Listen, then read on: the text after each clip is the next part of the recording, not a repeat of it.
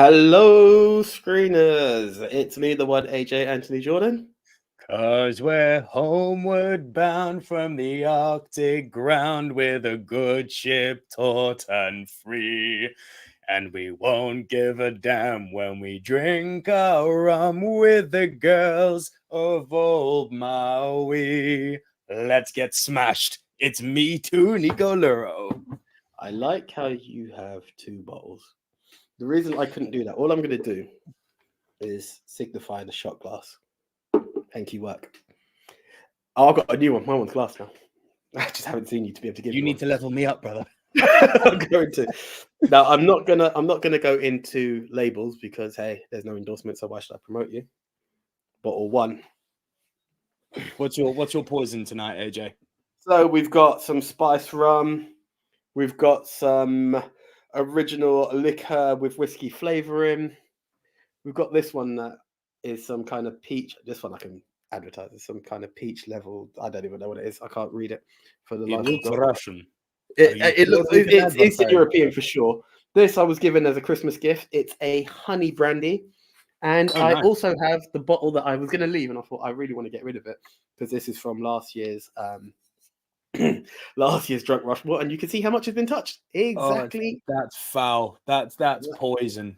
That's exactly why I need to get rid of it. That's why I bring it up. I'm on a similar vibe to you. I'm pure whiskey tonight. We will talk about movies in a second for our podcast listeners. We do apologize. Bear with us for those of you who don't have a visual reference. I basically, in my beautiful tankard, I keep the good stuff. Okay, the good stuff. But as someone who likes whiskeys, there's only one way of finding out if you like a whiskey or not, and that's to try it. Now, I know things to not try. Jim Beam, foul. Jack Daniels. I don't want to attack any brand because you could actually be done for this stuff. Like you're damaging a product. I'm sharing what my personal taste is, just so we're clear. Okay. Jack Daniels, rancid. Oh, leave JD alone. It's not that bad. Johnny, mate, it's paint thinner. Johnny Walker Red Label, good for you if you like it. In here, I have some Johnny Walker Black Label.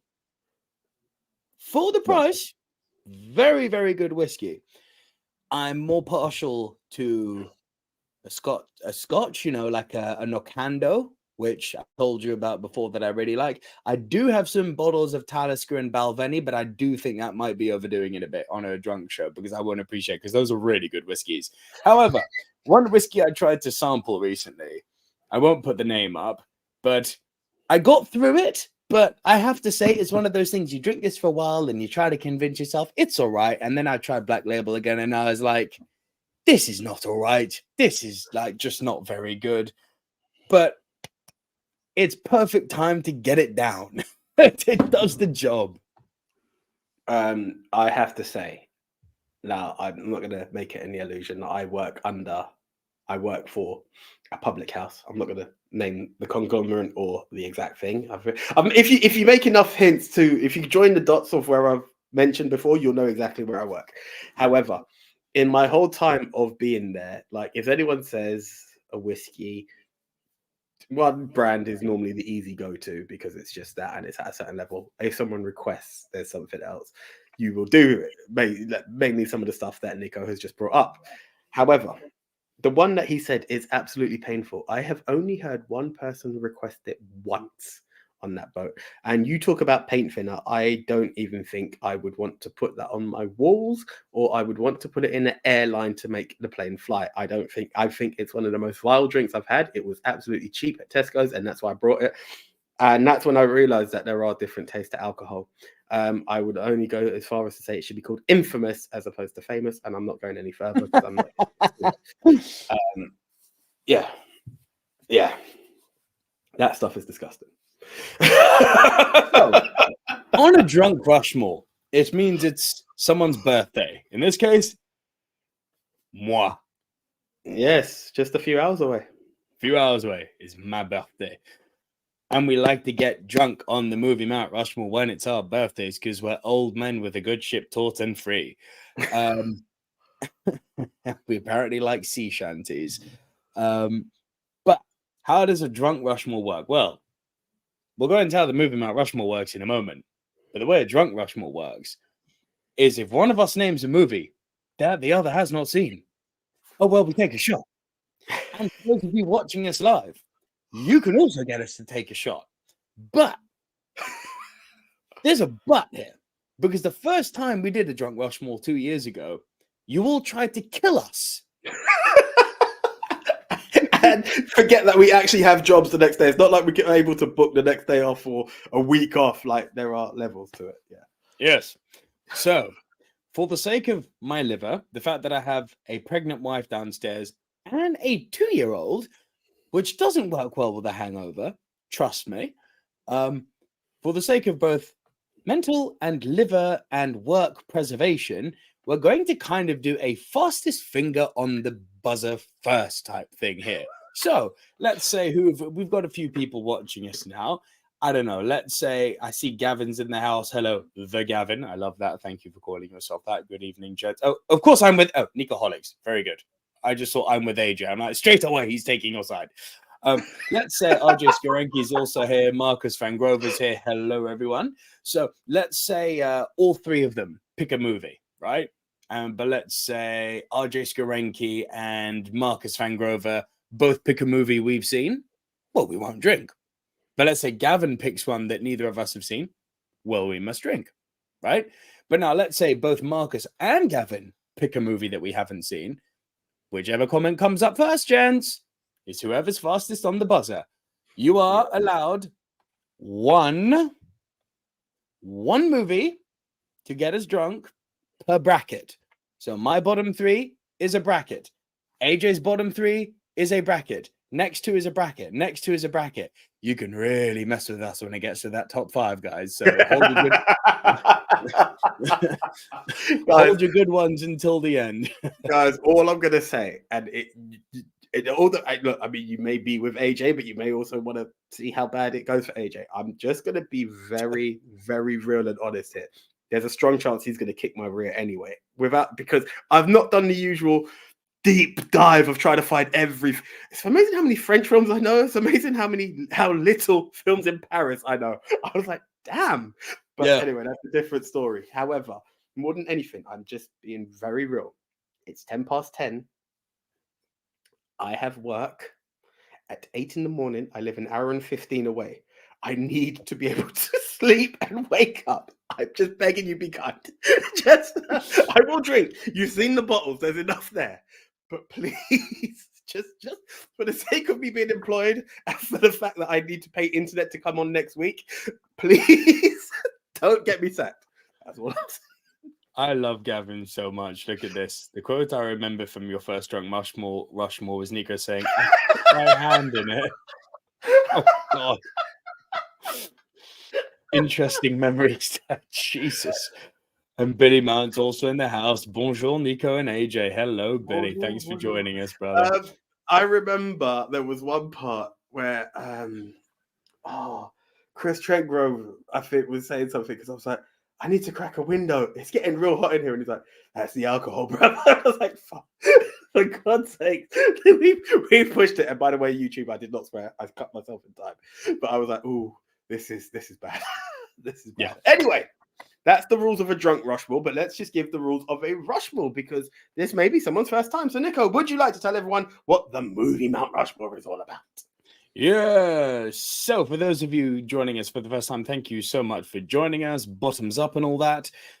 Here's how the Movie Mount Rushmore actually works. We get assigned a topic, we go our separate ways, we compile our separate lists, and we come right back here today into a live stream and deliver to you, the Silver Screen Dudes, our film family, our individual top 10s. This week, AJ goes first, delivering his bottom three. I will then deliver my bottom three. AJ will deliver his next two. I will deliver my next two. And then we will trade one apiece. If at any time while we are rounding off our individual top 10 list, one person has a movie in a high position, that person will say punt. And we will punt and talk about that movie when we get to the higher position. Because just like Will Ospreay, there's levels, bruv. Shout out to the Billy Goat. That film is on another level. Shout out to the Billy Goat. Once we have both rounded off our individual top 10 lists, we will create, with the little sobriety we will probably have left by the end of it, the movie Mount Rushmore. These are the four quintessential diverse. In the words of, don't you dare forget it on a live. Didn't really want to bring it up, given that he had problems with alcoholism. Good point. Yeah. Good point. I was being tacked. Thank you. But yes, we will create the movie Mount Rushmore. These are the four quintessential diverse must-see movies of the genre, which this week is top 10 movies set in Paris. Yes, Paris. You don't pronounce the S if you're from France. So there we are. Okay. Before we do, Billy Mount says the last drunk mushmore for me was that. Oh God, the Huey Ball episode. Lols. Marcus Van Grover says yesterday marked 30 years since John Candy's death. Wow.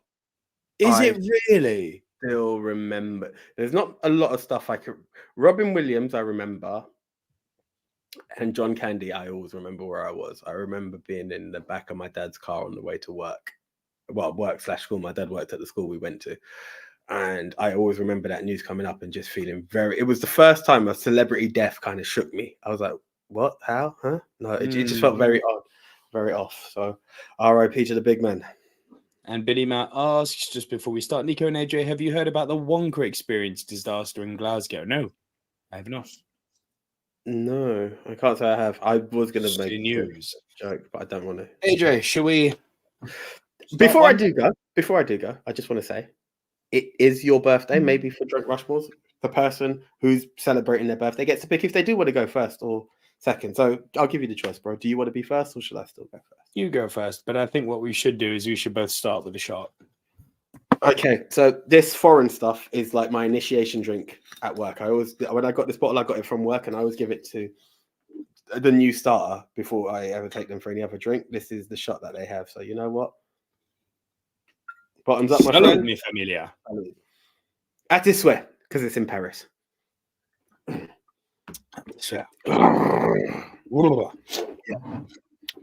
Good thing I started with that one, because that one was vile. Vicious stuff. Oh, Mixed Memorabilia is in the house. Hello, Mixed Memorabilia. What an amazingly pleasant surprise for this live show. Hello, my man. How's the family going? That's as much I'm going to say. How's the family going? Yeah. That is parental memorabilia is the new name. But yes, okay. Memorabilia. Very good. Very, very good. Very, very good. Right. Okay. Here we go. Right, AJ. Rock and roll, brother. Let's do this. Please don't make me number 10. It's very weird that this guy normally will make a list for me because I'm not a big fan of his work. In this film, I feel like I've given it hate because I've seen a TV show that it reminds me of a lot. But let's not waste any time. It's Owen Wilson in Midnight in Paris. Oh, I didn't do the usual spill. I must drink. Okay. Yeah. Right. By the way, once we've done the whole Movie Mount Rushmore, head on over to X, the place fronted by good old JT. Please. Actually, yes. Back it. Do the JT shout out and let's do the poll stuff. Okay. Right. Before, oh God, I won't make you take another break. But guys, so what happens when we, the Silver Screen, does correctly 4 must-see movies? It goes over to you. The screen is where it gets even more laser focused. Yes, that's because you have to crown El Capitan, El Numero Uno, the best of the best of the best, sir, with honors. And to quote Hannah, in the end, there can be only one. Now, how do you crown the one? Well, you head on over to X and you head on over to Movie MT Rushmore, the official X page of the Silver Screen Dudes, or more importantly, the person we retweet. That is at Movie Polls for You, fronted by good old JT of We Love Movies. And over there, JT will put the 4 films that we've selected. We'll retweet it, so you can only vote once. And that's where you will crown at the aforementioned best of the best. A few weeks ago, our topic was... So, to be clear, a few weeks ago, our topic was, and this video hasn't actually aired yet. It's going to air next week, so you're getting an insight into the future. But the topic next week will be... it was another top 10 movies from 1999. And by being another, that means you can't go for the films that were previously mentioned. So it made it a bit tighter for us. American Beauty, all of that stuff we covered already. Green Mile, that all made it in. So we were left with the best of the rest, essentially. Okay, and the contenders were. The contenders were Boys Don't Cry, Life, The Talented Mr. Ripley, and Cruel Intentions. Weird poll, this one. Is it tight? No. Okay. I'm going to go down a weird one because I think I knew it, but I don't know how much people have love for it. I'm going to go with Life at number 4. Okay, so to be fair, there's actually joint 3. There was no 4. Joint Okay. bottom 3. So Life is correct. What's the other one? So we've got Cruel Intentions, we've got Boys Don't Cry, Mr. and Ripley and Boys Don't Cry are your remaining choices. Boys Don't Cry. Well done. Life and Boys Don't Cry, bottom 3. Okay. I'm only going to do this based on the storm that it created. If you were of that era, you remember the storm, and it's a good throwback. Ripley at number 2. No. Okay. Okay. Technically, it is the better film. But Cruel Intention, I had a lot of fun memories with Cruel Intentions. Cruel Intentions got 32%. Talented Mr. Ripley got 42%. It did really bloody well. Not entirely shocked. It's a good film. Back to your number 10, please. Okay, right. So in at number 10, and he will not be drinking again, is a Woody Allen written and directed Midnight in Paris. Now, I'm going to ask you one very important question because it will just break down a lot of my explanations. Do you remember Nicholas Lyndhurst outside of Only Fools and Horses in a TV show called Goodnight Sweetheart? No. Okay.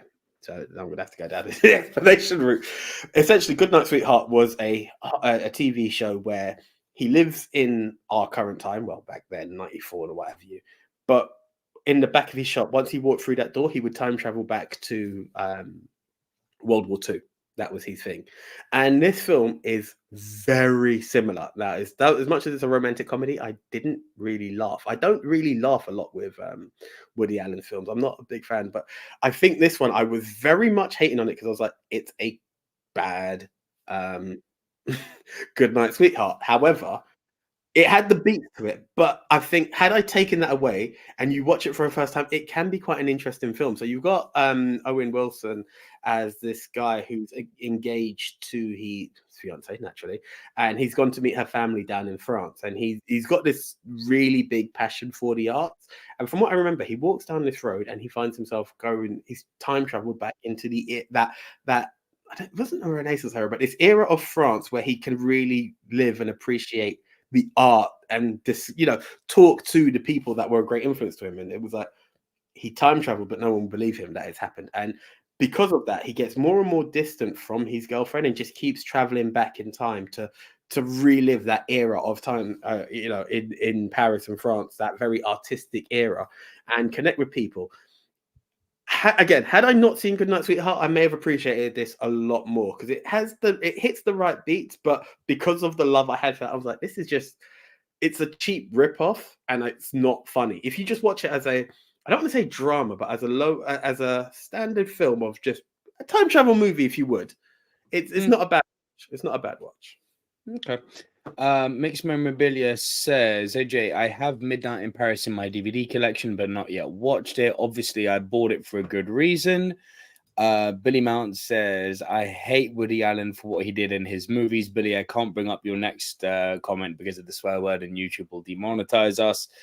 But then he says, except for Ants. I agree. Ants was great. Yeah, Ants was amazing. That's a good Woody Allen. Ants better than A Bug's Life. Come at me. Yeah, it's the one time that Pixar lost to DreamWorks, in my opinion. Yeah, I will go with that. Yep. Yes, I also agree. I'm on that statement of Woody Allen. He just doesn't do it for me. But short of Ants and this film, taken away, it could be something I can appreciate. Right. Many might have thought Mixed Memorabilia says, I'm fascinated with movies based in Paris. Stay tuned, Mixed Memorabilia. I might have some that you have not seen. I'm very proud of my list. I'm hoping to be educated. I'm just sad that it's a drunk Rushmore because I might not remember him. I might have to rewatch the episode to remember. But okay. I'd rather watch anything else with Owen Wilson than this movie. Fair enough, man. AJ, you're number 9, please. Right, in at number 9, I think most people might have thought it was my worst because I really used to crap on this movie. However, after our food episode, I've grown to appreciate this film a bit more. It's one of 3 animations for me. I couldn't believe 3 animations made it this time. I am talking about good old Linguini and oh my god, I forgot his name. Remy. But anyway, Remy. Yep, I'm talking Ratatouille. Yeah, that's a punt, my friend. Fair play. Cool. Not a big one, but it is a punt. Cool. This one, I remember you not being a fan of. Now, I remember watching it in college and not seeing the whole film, and then rewatching it for one of our films, maybe musicals, and I actually enjoyed it. From the wonderful world of Baz Luhrmann, Nicole Kidman, and I forgot about this. Ewan McGregor. Yes, Moulin Rouge. Nah, dead this film. No, there's something about it. Me a musical, but F this movie. There's something about this film that works for me. I don't know what it is, but it just works. It just works. There are some parts of it I just think are too wacky and zany, and it's too romantic. It has. I can understand for some people it's too romantic. He's just this kid, this young writer with aspirations who's just happens to be in Paris, the home of love, and he has to be, and this is what we have to do for true love. And Nicole Kidman could be a bit out there, but for all its zaniness, there was something I appreciated about it. It had a hint of magic. Dare I say it could be Baz Luhrmann, because I remember seeing the opening. Of course, it's Baz. I think it could be that, because I remember the opening to Elvis. I'm like, this reminds me of Moulin Rouge. Elvis then took a complete different turn after that. It's a complete separate film. Baz Luhrmann worked with Chazelle on La La Land. Baz Luhrmann worked on The Greatest Showman. Of course, it's Baz. Do you know what? For my sins, thank God that's not set in Paris, or maybe not on your list. Well, it's not because you just said it. Greatest Showman is a film I'm yet to see, but I know it's meant to be. Really it's fun. Yeah, it's fun. But yeah, there's something about this. I don't want to say star-crossed lovers because it's not star-crossed lovers, but these two who are trying to let love reign free, and the evil master of the Moulin Rouge who is holding his prized possession away from everyone locked in the tower, for better or worse. It was just the premise of the film kind of weak, but I did enjoy it. When I finally got around to watching it, I was like, this isn't bad. And kind of like the way you've got Romeo and Juliet mixing your times, the way it was very old school, but kind of brought in some new tunes. It kind of worked for me. No. Probably all the reasons you hated it, right? I hate this film. And you would think that this is... When you think of a Nico musical, this is literally... You would think on the tin, on the label, this is made for me. I went into this more hyped than Anya was, my wife, when I was like, I can't wait. Finally, we're going to watch Moulin Rouge. Oh, God. I love Baz Luhrmann. I love all the people in this. But I could not disagree more with what the Gavin has to say. Was it Jim Broadbent? You're like, I don't ever want to see him do that again, was it? I would rather... I can't say that because we'll be demonetized. I would rather do things which I'm not allowed to say. They're sexual and violent and self-harming. That's all I'll say. Do you know what's funny? Horrible self-harm things to myself than ever hear Jim Broadbent singing Voulez-vous coucher avec moi? No, I think the one that killed you was it Like a Virgin he sang or something? I remember you saying that. That terrible thing. You were like, what is... so Gavin saying it, it was the perfect juxtaposition. Like a virgin. Horny Monopoly man wannabe mustache twirling mofo. Like, absolutely not. It has a special kind of magic. I'm really sorry. Made me go, that's got some power to in it. Was that Roxanne? That I thought was good. That was powerful. That was good. Yeah. But I thought the story was so vapid. It was so formulaic.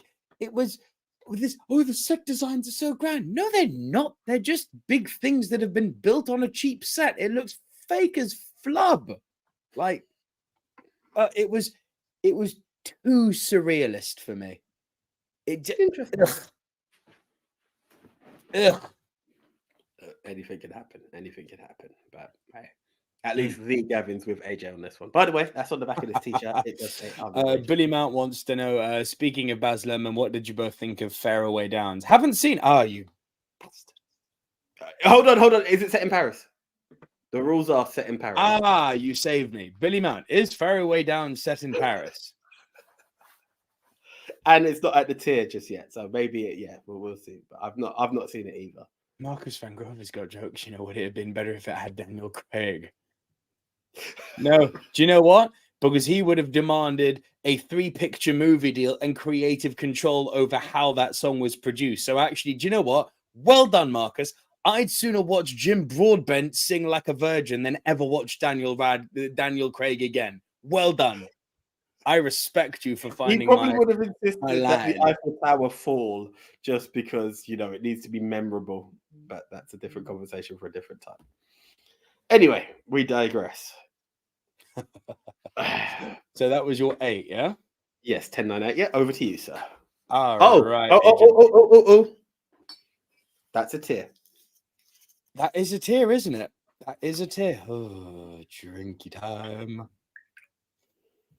All right, so that's 2 for you, 3 for me. The more I do this, I know you'll call me a farmer, but the more you do this, the more I realize I enjoy alcohol. I don't love it. I do chase my drink. Okay, you need to give people context for that comment. As I said, I mix. I like to mix my drinks. My drinks always come with a chaser. Bro, don't get it twisted. I love me a cocktail. I love a mixer, but there are certain things I don't think you should mix. Hell, man, I'll mix gin. Gin and tonic is a wonderful drink. I love me a mojito. You can serve me something fruity as hell like a pina colada. I'm not about to judge on that. I love a mixer. Good whiskey. And I mean good whiskey, not this horrible stuff I'm drinking now, but the stuff I've got in here. No ice, no Coke. Enjoy that. Ice, man. You're hardcore. I'm not a farmer, bruv. I'm not. Why would I want to water down something that's good quality? It's like someone saying, hey, this really good cigar. Would you like to put weed in it? It's like, I like these two things independently of each other.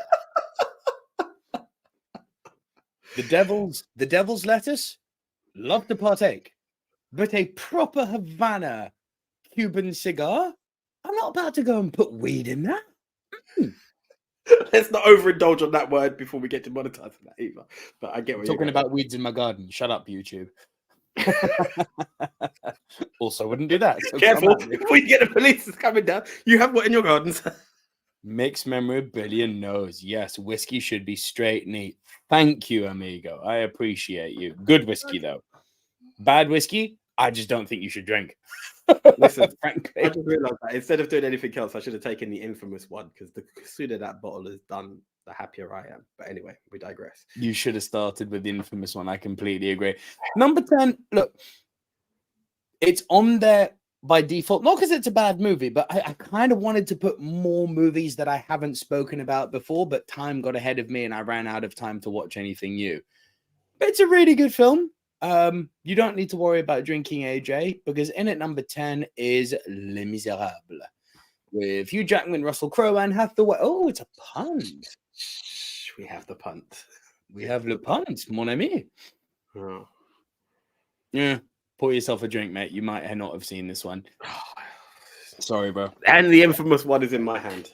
I might as well pour it either way. I might as well pour it either way because I know I'm going to be drinking at some point. So. Any comments that have come in here just before I reveal? Dan Aykroyd's Crystal. Have you guys tried Dan Aykroyd's Crystal Head? Are we still talking about drink? No, but I'd like to. Mixed memorabilia. And Aykroyd done what to Billy Crystal? Sorry. Yeah, exactly. Try the best tequila and especially mezcal. Brilliant. Yeah, completely agreed. You drink them neat. I'm completely with you. My sister went to Mexico. I do have a small bottle of something like it. Oh, anyway, no. I think you've got enough and you shouldn't be mixing considering you've got an early start, mon ami. You're already doing a dirty deed. Number 9. Thought I'd love it more because the director is none other than the man responsible for Singing in the Rain. So I was like, oh, this is going to be high. No, but it makes the list. Audrey Hepburn and Cary Grant star. Charade. I'm assuming that's a no from you. Merci. Let the record show. There is a glass in my hand. This is for everyone listening, not watching. I hope I've eaten enough today.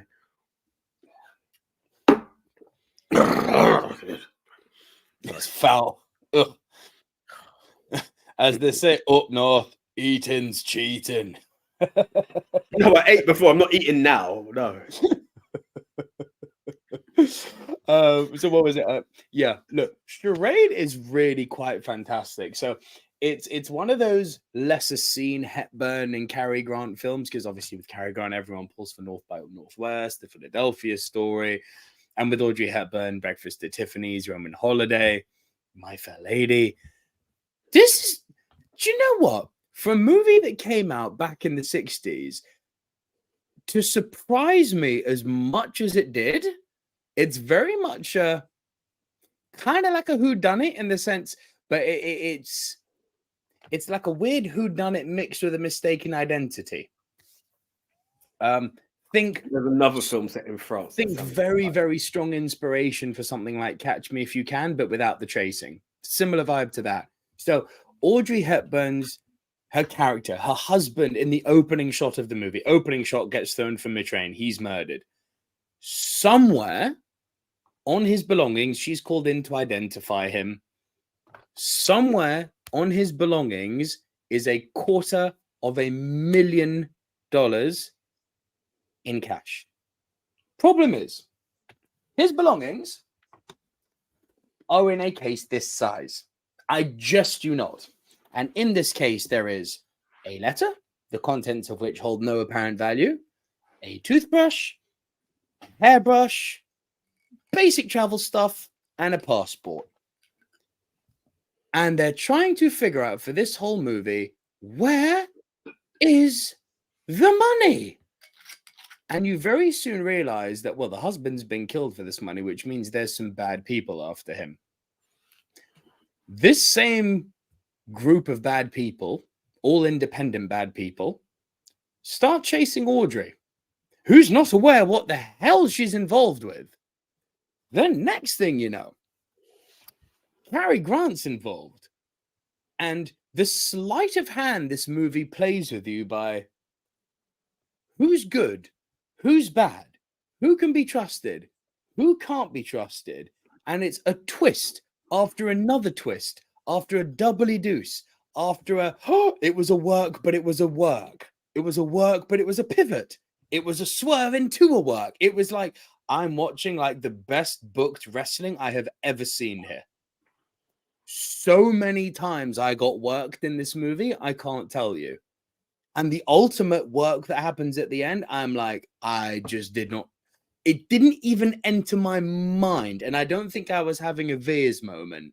I was like, genuinely, well bloody done for that. The denouement of this plot, epic. Epic. Interesting. And I say this with like shock. It sounds like an awesome movie. It sounds like you really enjoyed it. But your opening to it was, I thought I'd enjoy it more. It sounds like a freaking awesome movie. It's a freaking awesome movie. Do you know why I thought I would enjoy it more? Because the guy who made it made Singing in the Rain my favorite musical ever. One of my top 10 movies of all time. You're telling me that he's made more movies? I'm like, oh, yes, please. Maybe you overworked yourself. Completely. 100%. 100% I overworked myself here. But the movie's fantastic, man. And the Gavin says, surprised no one has mentioned Knob Creek whiskey yet. Oh, matron indeed. No, Gavin. As a man from the country which produces my favorite whiskies, your Taliskas, your Nocandos, Scotch single malts are a thing of beauty. Rise? Here you go, AJ. Here's a whiskey I'll mix. There's a really good cocktail called a Manhattan. I'm sure you know it in your line of work. Funny enough, we don't make it, but I've heard of it. Manhattan's lovely. And here's me breaking convention. I say don't mix whiskey and don't put it on the rocks. In a Manhattan, normally I like a Scotch single malt, and that's normally what they serve. I found with a Manhattan, what works better is a rye whiskey, rye Manhattan on the rocks. That's freaking delicious. Okay. Delicious. But otherwise, I stick to Scotch single malts. But yes, this movie's great. My number 9. What? Any comments here? Oh, I'm getting a bit tipsy. It's getting warm in here. All I could say is, in terms of what Gavin has just recommended, it may be 2024 and I don't judge, but I don't drink from the knob, Gavin, so I shan't be touching that one. But we move on. Knob creek. Gavin says, charade, all is forgiven, Nico. Loved it. Mwah. Merci, mon ami. Billy Mount says, did you guys see the remake, The Truth About Charlie? No, I did not, but I shall now check it out. And Marcus Van Grover says, before you saw Ratatouille, did you know it was an actual dish? Unfortunately, yes. Yes, it was a clever play on words. Yeah. Because despite what that movie would have you believe, Ratatouille is freaking disgusting. Happy that it was a rat. We all know how the name came about. So forget the rat. Amazing, yes. Forget the rat. I'm talking real live Ratatouille, the dish. It is vile. But Nico, it reminds him of what his mother made. Anyway, my deepest regrets. So that was my number 9. My number 8. Oh, this blew me away. Now, you know that one of my favorite modern day filmmakers is Damien Chazelle, yeah? Mm-hmm. This movie made me realize where he got one of his inspirations from, which I never realized. It's a short movie, only 38 minutes long. I've only seen it. Okay. I'll just take the sip now. The Red Balloon. What an idiot. And that was on my list as well. I forgot about it. The Red Balloon. I went to the lycée, and there is no way you went to the lycée and have not seen that film. So I don't need to sip on that one. I rewatched it. It's on YouTube, by the way. I'm sure it is. Dude, it's so good. It's so damn good. A story so simple in its premise. Do you know the way you have to view the Red Balloon? It's a fairy tale. That's literally all it is. If you made this into a short novella and started it with once upon a time a boy made friends with a balloon, that's this movie. Can I be real? Sorry, I can't help it. And it's not me being elitist by saying that, but I just know it by its original name, Ballon Rouge. Ballon Rouge and the Snowman are the same story. Yes. Yeah. Of course they are. Yeah. Of course they are. Ballon Rouge, Red Balloon, it's so charming, dude. A boy finds a red balloon strapped to a lamppost in Paris on his way to school. And this red balloon, for reasons that are never explained, never implied, never even attempted to be clarified, kind of, but not really, takes on a life of its own and forms a strong bond with him and only responds to his commands. Ballon Rouge, tu attends ici. Red Balloon, wait here. And it will wait, but it will only listen to him. It will follow him. It will help him navigate. And everyone around town starts to take it, especially the other kids, start to get fascinated by the red balloon. And of course, as is human nature, I want what I don't have. They start to try to steal the balloon off him. I mean, the last 5 minutes, 10 minutes of this movie, considering that's nearly a third of the movie, it's basically him just running away, trying to save the red balloon.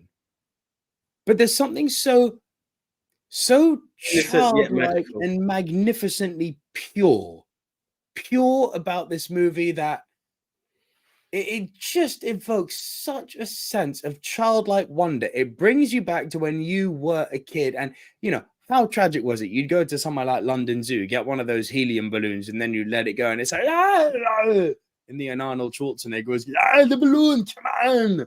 You know, it sucked when you lost the helium balloon. And it kind of just took that concept that every kid's been through and was like, what if it was kind of alive, but not really? Let's make a 30-minute movie about that. It's wonderful. Yeah. So a few things. Nico, this is from Billy. He thought Charade was by Alfred Hitchcock. Do you want to just double check? Okay, cool. Has he got anything to do with it, production rights or anything? Maybe. Okay. No. And Gavin says that Red Balloon is in his top 10 too. I like how the boy was called Pascal. Also, the unit measure of air pressure, which needs to be balanced in a balloon for it to be inflated. So maybe by definition and poetically, he is the essence of the balloon, and that's why the balloon listens to him.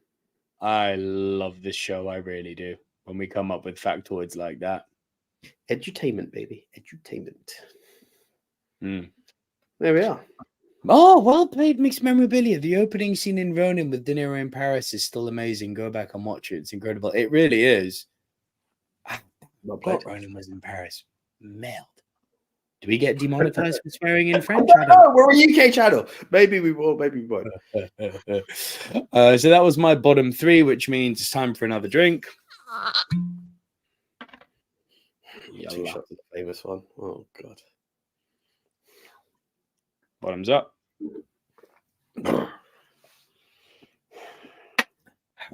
Yeah.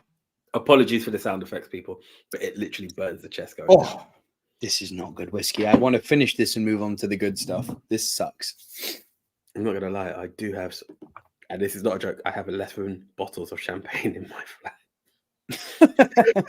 Anya actually said to me, do you want to take some wine with you? I'm like, do I look like I want a hangover tomorrow with a 2-year-old? Are you mad?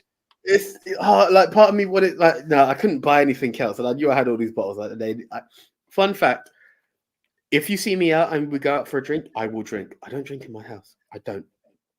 I like to drink with people. You don't have kids yet. You will. I'll tell you what, bro. You know me from a few years ago. I was in exactly the same boat. I didn't drink at home. Bro, believe me, when you go and pick up your kid at 5:30 at nursery, at a time when you think this is a reasonable time considering she's only been there since 2 p.m., she falls asleep in the car on the way back. You driving the car with one hand, you're trying to keep her awake in the back going, honey, honey, honey, and she's going, you know, and then as you pull over, she falls asleep. You park the car, and by the time you got out the car to her side of the car, you have to shake her awake, because if you don't wake her up, she's going to be awake at 3:30 in the goddamn morning, and you can't have that because you got to work the next day. So you have to keep her awake, but she's in a really bad mood, so she doesn't want to eat food, and everything's disgusting. Even when you give her her favorite piece of toast and Philadelphia cheese, which is her freaking food staple, she doesn't want to eat it, and then she makes dramas like getting into the bath. Daddy, it's too hot. It's not too hot, you little mother flubber. I've got a thermometer in there. It's 30 degrees. That's a nice water temperature. Let me clean your vajizzle and get your bum to bed. No, I don't want to. I want to hug Daddy. I love you very, very much too. Please go to bed. I'm begging you. By this time arguing with her, it's now 7:30. You're half an hour past her bedtime. She's going into hysterics. She doesn't want to sleep anymore. She's in that wide, I'm tired. I'm so tired that I can't sleep stage. And you spend so long trying to get her to sleep. And then you don't get her to sleep until 9 p.m. After this time, your dinner, which you were supposed to have with her, but you can't because you were trying to keep her from being hysterical, has got cold. You don't want a cold dinner, so you heat it up in the microwave. Then your dinner's disgusting, and you think, I know what will make this better and calm me down. Some goddamn Black Label.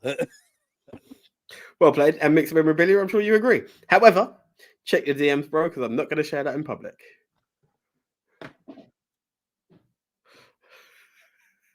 Oh, God.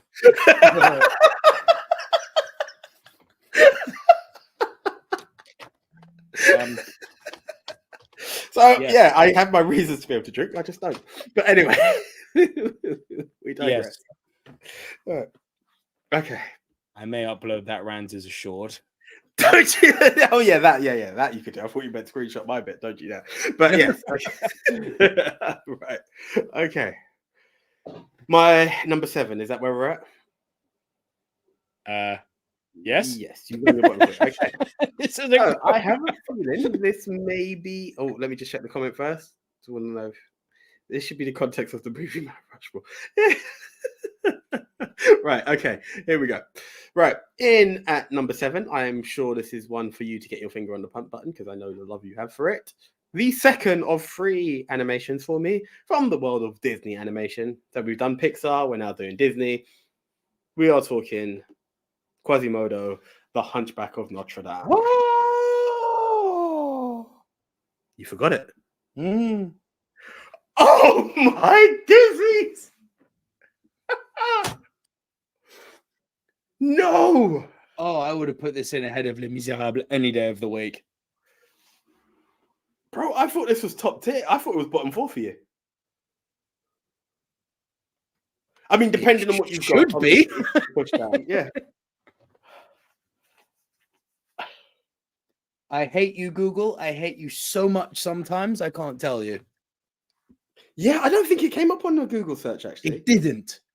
Which is actually really annoying because I don't really remember what made me. And I was like, of course, yeah.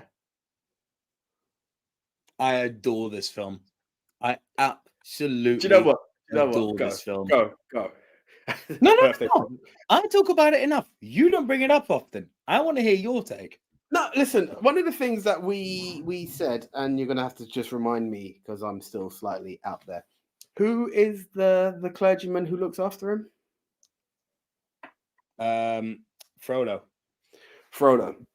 One of the arguments that you put out there, and I had to agree, was he is one of the best Disney villains and most underrated Disney villains that one can have because easy. The magic and the art of Frollo is, don't get me wrong, the art of a good villain. Again, one thing that you've highlighted on the show in previous episodes is someone you can sympathize with. Now, someone who hides behind the cloth in the way that Frollo does, every action he does is based on what the superior beings and powers have commanded, and this is why you are there, and you are too sinful and you are shamed, so you should do nothing but toll the bells for this wonderful church that everybody should worship. That's one side of him. Then there is the side of a man who is nothing but a man, irrelevant of you being a man of the cloth. You just succumb to flesh. And that is in the form of Esmeralda. And the fact that he wants her but shouldn't want her because she doesn't represent what he should be represented. And furthermore, he should be a man of abstinence. And yet he isn't. And he craves her. And then there are people that should even be on his side, but he can see the passion that they have for him, for her, the passion that they have building between them, and that enriles him. And it's all these little elements that just build a classic villain that you, as much as by definition, you know. I remember one time someone done a breakdown and said a definition of who would you support. It's a bit off context, but it's quite relevant. And they talked about this person who smokes and drinks X amount of times and eats meat and this, that, and the other. The other one was a vegetarian, XYZ. Who would you go for? And obviously you go for the one who cares about the environment, XYZ. And like, well, in this case, you've just voted for Adolf Hitler over Winston Churchill. And it's very similar here. You break it down who Frodo is. He's a man in the cloth. He represents the church. He took in this abandoned infant. Yes, he sounds like the good guy. His actions determine him to be something very different. And the infant's abandoned because he murdered the mother in cold blood. Yeah.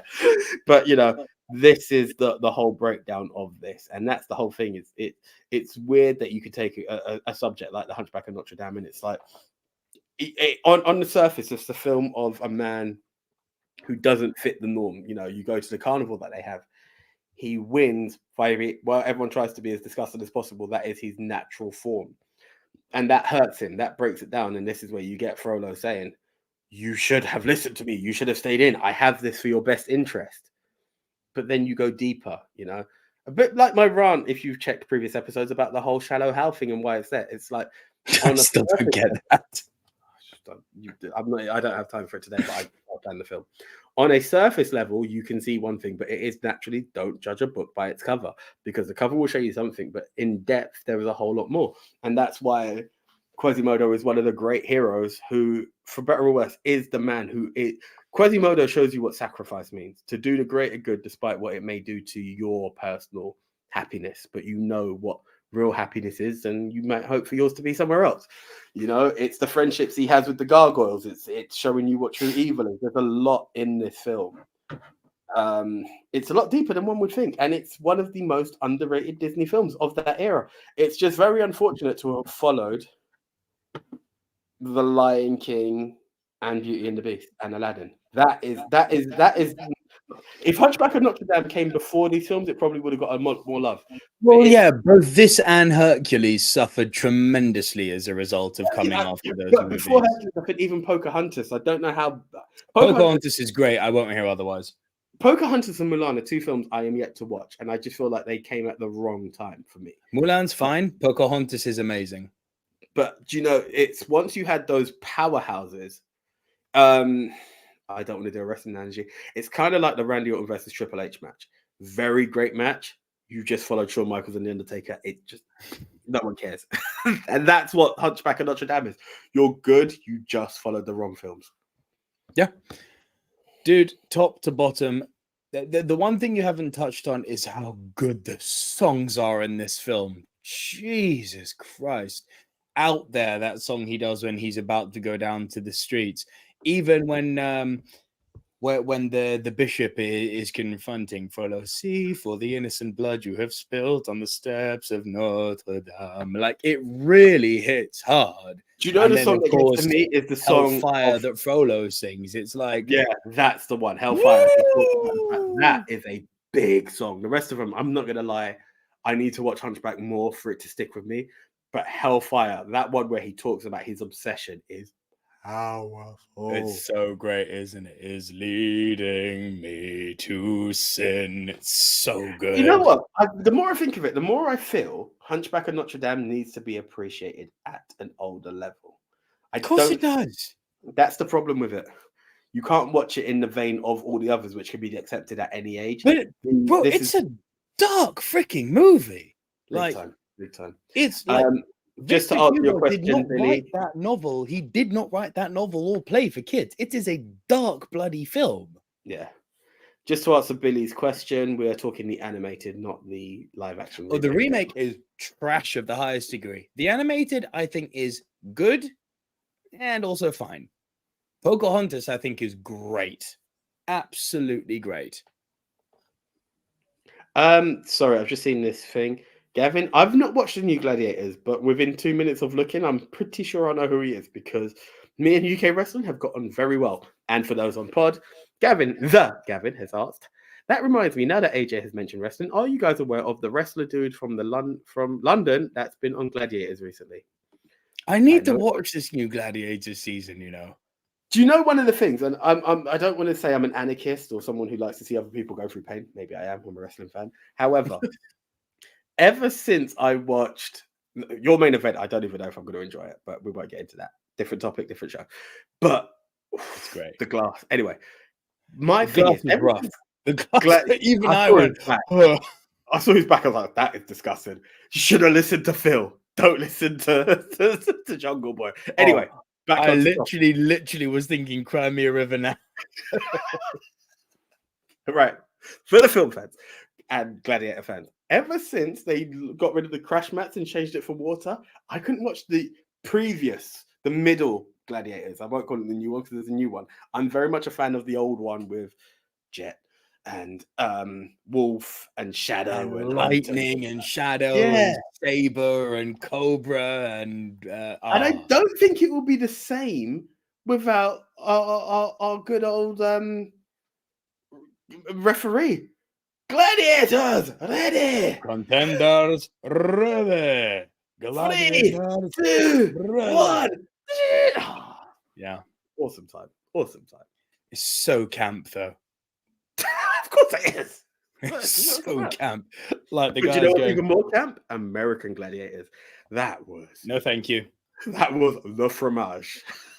Anyway, no, thank you. Back to the movies.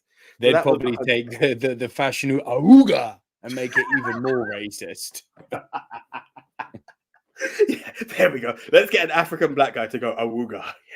It's so bad. Like, what were they thinking? Go on, mate. You're from Africa. Just make some noise. Oh, That's what your people doing it. Like, what the hell, man? Billy, I agree. Frollo is pure evil. Pure evil. Oh, it's such a good film. Oh, that was your 7. We need to speed this up, boy. 6. Yeah. Right, number 6. You may need to have to take a drink on this one. It's a comedy. I can't remember the name of the actors on this. It came out not too long ago, and the name is Doctor. No. Michel Blanc and Hakim Jemli. So this is it was sweet yet funny at the time. It's not side splitting like your Taxis and Les Visiteurs or Just Gonna Feel Bon Dieu, which I really hope was from Paris, but wasn't. I was annoyed that Taxi was set in Marseille. That's 2 of us. That is definitely 2 of us. I didn't even have to go. Hold on. Taxi free. No, Taxi free. Does it not have the Eiffel Tower? I think it had the Eiffel Tower in the back. They go to the Alps in Taxi 3. Oh, forget it. Who cares? As you said. But this film bottoms up the Doctor. Yeah, this one is a weird little comedy about you get these. For me, it's something that resonated quite a bit. My uncle used to be I don't know if he still is actually, but he was a driver to an uncle doctor. Like if you have any medical ailments or something, and you can phone and the doctor just turns up and does a house visit. You familiar with that service? No. Yes. Sorry. Yes. Of course. Okay, so this is essentially what he is. He's a doctor on call in Paris on Christmas, over the Christmas holiday. So it's literally like Christmas Eve. Christmas Eve. And he's just going around doing house calls, but he's quite a miserable guy. And what then happens is he happens to do a house visit. And at the same time, he comes across this Uber driver and small interaction, but don't get along. But while that happens, this is I saw it about a year and a half ago, so I'm a bit jaded.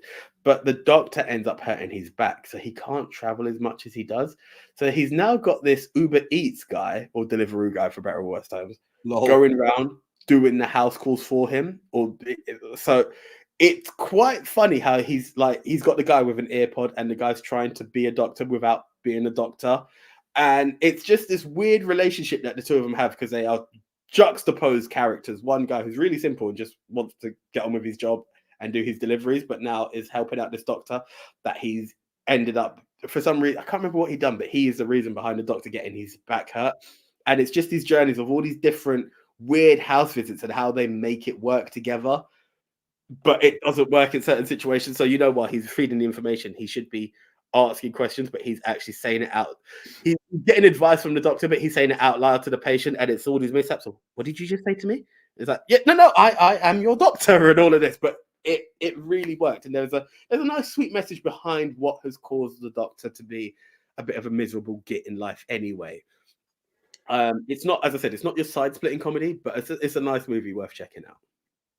Doctor. Okay. Yeah. So my bracket, have the drink. Oh, Jesus. Are we there already? Oui, monsieur. The only good thing about this is that the infamous one is going down drastically. Always keep the bad stuff for your guests, bro. Yeah, but you don't want to come visit. That's not because of you. Or the famous one. See private messages. Behave. No, elle t'abuse, j'aime pas. Anyway, is that Greg Wallace? No, Greg Wallace is not in a French film. Anyway. All right. My 7 was the punt from earlier, Ratatouille. Okay. Anything you want to add?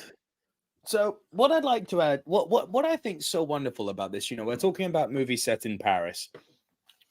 Paris, city of lights, city of love, city where you propose, a city which, I'll never forget this, the first time I took Anya to Paris, one of my favorite things is taking the train into Paris. Never fly to Paris if you're in the UK. Bad idea. If you're in the UK, take the train into Paris. It's the best way to do it. You arrive in the center of town, ready to go. And I remember we were walking from the train station to our hotel, And as a Parisian, I knew about all this, but to her, it was like, why is it in the restaurants you've got a table and then the chairs are not facing each other, they're facing outwards? And I was like, why are all the chairs not facing each other in every single restaurant? I was like, chérie, it is because La Dame Liberté, Paris, she knows she's a beautiful lady. And what she is doing is she's saying, please, monsieur, madame, come and sit down. Sit down, have a champagne, have a whiskey. I don't care.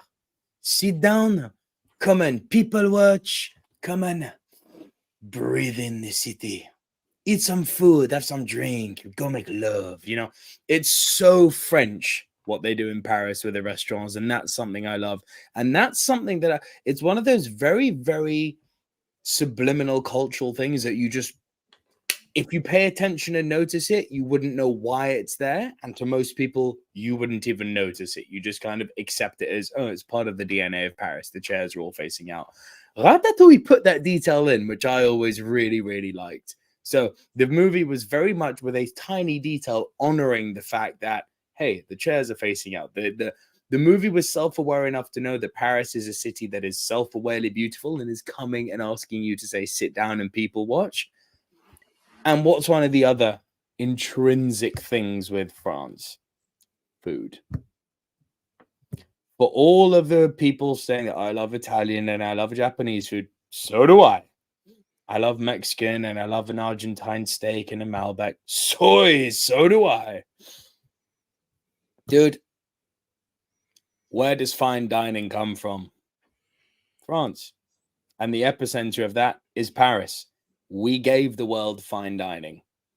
How to elevate food, reinvent flavors, match flavor profiles and combinations in ways that are untraditional, challenging, but very, very rewarding. Mixed textures that wouldn't normally go together. Present ingredients in a way that you wouldn't normally present them in. The British didn't think of the reduction. That's a French thing. Réduction. A rhubarb reduction. Y'all make fish and chips in this country. We make rhubarb reductions. Can I bring up something that I've found out quite recently? And I don't know if I shared it. I am French. F you. No, that wasn't what I discovered. If I just discovered that now, what the hell is this friendship been? But one of the key things is, do you realize what we call our meat? Short of chicken, but even chicken, poultry, Poulet. beef, cow, beef, beef. It's all it's the inspiration from the French cuisine. Of course it is. Yeah. I'm not even going to say that French food is my favorite food, but it's the finest food. There's no city in the world that has more 3-star Michelin restaurants than Paris. There's no city in the world that has more Michelin restaurants than London, but no 3-star Michelins anywhere more than Paris. The food in Paris is freaking crazy. And you don't even need to go and eat in a Michelin restaurant to have great food in Paris. It's nuts. How you can go into a little mama's and papa's hole in the wall who only serve one dish, steak frites. And it's the best steak and chips you've ever had. Tried that. You've never had steak frites? Never. Bro. Go to cook all the time. Different conversation, different time sticking on. So you and me need to do a mandate to a place called L'Entrecôte. They've got one in London. It's not quite as good as the one in Paris, but it's not bloody far off. Okay, I do cook. 25 quid. 25 quid. They only serve one thing. 25 quid. You get a salad to start with a beautiful vinaigrette and a kind of walnut dressing. The main course is steak, chips, and a secret sauce that no one except the restaurant knows the ingredient to. That's nice. And you get double portion. So you get your steak and chips, then they come to you with a second portion of steak and chips. Good. I like that. We need to go do that. Mandate. Sounds good. And Ratatouille honors the fact that food is such an important part of French culture, and I love it for that. I don't like the fact that the dish they use to highlight it is ratatouille, but I get the word game. Yeah. Freaking farmer's dish. I mean, literally, you see it there. It literally is a farmer's dish. Not that there's anything wrong with that. I just don't like it. Cool. Ratatouille is my 7. You may want to pour yourself a drink here. Enfoiré. Sorry. Enfoiré, ta mère aussi. If we have a French moderator, we are screwed. However, So much. Right off the bat, before you drink, have you seen any Jean-Luc Godard movies? One. Maybe it's this one because this is the big one. Breathless. Bon à bout de souffle. Bout de souffle. Yeah. I saw it, but I didn't have a time to watch it. So À bout de souffle. It's is that your only Godard? Huh? Is that your only Godard? Yes. Okay. Really? Fair enough. Anyway. You thought I was going to also put in Bon d'Apart? I do. Anyway, we'll get there.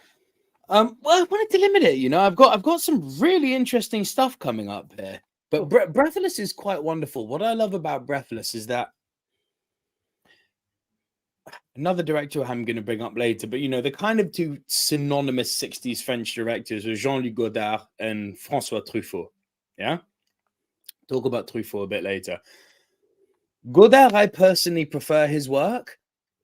From a technical standpoint, not as influential as Truffaut, but from a story device standpoint, more so. When you watch À bout de souffle, you'll see where it sounds crazy to make this comparison, but you'll see where Deadpool got a lot of its ideas from. Both the movie, in terms of how it was made, and also Stan Lee. Nice. The fourth wall breaking, the creative swearing, the build up to the creative swearing, the kind of you shouldn't be together storyline, just like in Deadpool, that just works so inherently in this inherent charm for someone, this inherent charm of someone who is inherently a bad person, but you kind of root for him. When you watch À bout de souffle, just have a little speech bubble that appears up here with my head looking down and you're going, because I really do think that my comparison is, if I don't say so myself, quite inspired. You can see where they got their ideas from this film. It is superb. A story of a criminal set in Paris. He's trying to leave Paris. He doesn't want to leave Paris without the girl. The girl is what's keeping him there. He has to keep a low profile until the girl decides if she's going with him or not. The whole intrigue of the movie is, does she go with him or not? It's as simple as that. Sounds like a better version of Casablanca. So much better. Sorry. We're just real. We're just real. Nico and AJ, what did you think of the 80s remake with Richard Gere? I've not seen it. Not aware of it either. Is it set in Paris, Billy? Because if it is, AJ and I are drinking. But here's the thing. I've done Big Eyes as well, which Mixed Memorabilia put up. Big Eyes is an underrated movie starring Christoph Waltz and Amy Adams. I'm sure it's based in Paris. The Big Eyes I've got is somewhere in America, so I don't know if it's a different film. I haven't seen the actors. So. If it is, we must drink. So if you let us know, Mixed Memorabilia, you may contribute to our smashage. Mixed Memorabilia also says, as a chef, I respect all cuisine. The French cuisine did take a lot of cooking skills and techniques from the very old Indian cuisine and cooking methods. It did indeed. I don't say it created cuisine. I'm saying it elevated cuisine. And Billy Mount says, Nico, since you brought up Stan Lee, Richard Gere's character is a Silver Surfer fan in the remake. Look at that, full circle. Well done, Billy. I love that. Well done, Billy, for having that factoid. I love that. Yeah, man. À bout de souffle. Absolutely fantastic. Hang on. Las Vegas. Thank God. It's set in America, Las Vegas. We are safe. No more infamous bird for AJ. So we're off to our top fives now, AJ. Is that another shot? Huh? That's another shot then. It's a shot apiece now, isn't it? I'm soon going to be done with the nasty whiskey. Merde alors. Oh God, I forgot this is a shot of it. Oh God, I'm gonna keep it close. Oh gosh. Oh good golly. Are we doing a shot each time or each 5 bracket? So bracket.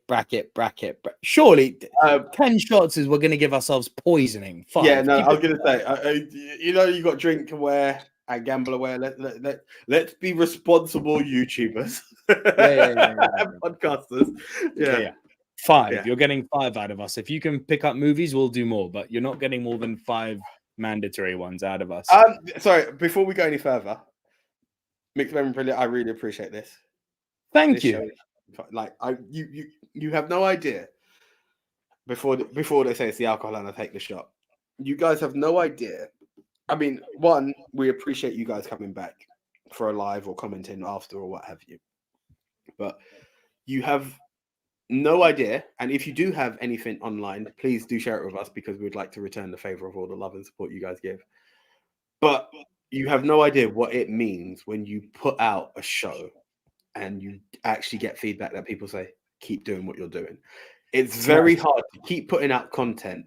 And this is as the dudes, I call it the dudes because there are silver screen dudes. And if you're invested in anything else, there is the Ministry of Wrestling. There are 2 channels that we're trying to run and we are putting out content. Sometimes you see views, sometimes you don't see views. Sometimes you see likes, sometimes you don't see likes. Sometimes, more often than not, and this is what hurts, you don't see comments. Because I would like to hear, this is trash. Why don't you do this? This is good. Keep doing. And don't get me wrong, Mixed Memorabilia, Gavin, Billy, Frank Torres, you know, the film familia, you guys will go into both channels and show that love, and we appreciate it. But you guys have no idea, and this isn't drunk, AJ, this is 100% sober and real. You have no idea how much 3 simple words means so much when you're putting out content. So I really thank you for that. Yeah. Fact. And I'll drink to those words. I'll drink to that. Sorry. I want to get on to the good stuff. This is horrible. Never buying this again. Nasty. Okay. The Gavin is always a master. Like the wit that he has is it. People say I'm quick. I just love the way the Gavin comes out with it. I say drink aware and what have you. Bet in play now. Indiana, bet in play now. Come on. And yes, the Gavin have to recruit the Frank Torres. Frank Torres is absolutely awesome. Absolutely awesome. Billy, what's up? Was it not Las Vegas? Los Angeles, actually. Okay, so we don't have to drink. That's good. As long as it's not France, we don't give a shit. As long as it's not Billy Paris. says, Nico in the remake, he's American criminal and the female is a French exchange student. Ah, so they've done a little role reversal. Nice. Very cool. Okay, yeah. AJ, you're number 5. My number 5. Donde Estas? This is one that, if anything, it might be on your worst, and I think you're always too harsh on this film. Liam Neeson, Taken. No, it's not my worst. Listen, the movie doesn't work for me because I can't buy a Liam Neeson the action star. I just can't do it. You know what? I actually really like Liam Neeson. Just so the record's clear, he's not like a Will Ferrell or a Kevin Costner or a bloody Daniel Craig. Like, he's not that deep. I like Liam Neeson. Liam Neeson's kind of like 2015. Sorry for the wrestling reference, but he's like a 2015 Roman Reigns. It's like, stop forcing something down my throat that's not working for me, at least. I'm sorry, the box office speaks volumes. Taken worked for people. Yeah, fine, that's fine. I was too late to the party and had seen too much trash, so I didn't see what effectively started the 2015 Roman Reigns problem. I didn't see the start of until after the fact. So it was by that time I was like, I'm over this grandpa action star. Forget it. He's done some, like The Grey, which he was in. Really like that film. Hell, see, I've not watched it. The Grey's other bits good. all feel like not Grey's because really they all feel good. like knockoff Taken. It's like, oh, we've realized he can do something, and by that token, I No. would agree with you. The Grey's fantastic. The Grey's almost the Grey's like a survival movie. It's fantastic. Really, really well made. But it's just every single summer, it was like there's another. Yeah.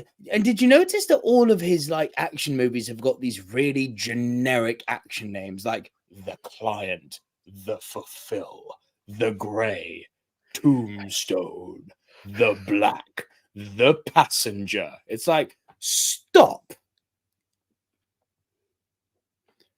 They are, and that by that token, I agree. Short Yeah. of The Taken, and I say it, Taken The 1. Taken. There it is. Did I say the Taken? You said The Taken. I love you. Do you know what that is? The alcohol. But I think I was going to say the Taken franchise. I think I was going to say the Taken franchise. But what I was going to say is, short of Taken and possibly Taken 2, I don't buy into the Liam Neeson action star because it all feels like knockoff because of what Taken does. What I do challenge you to do, Nico, and I don't know if it will work or if it will work against me.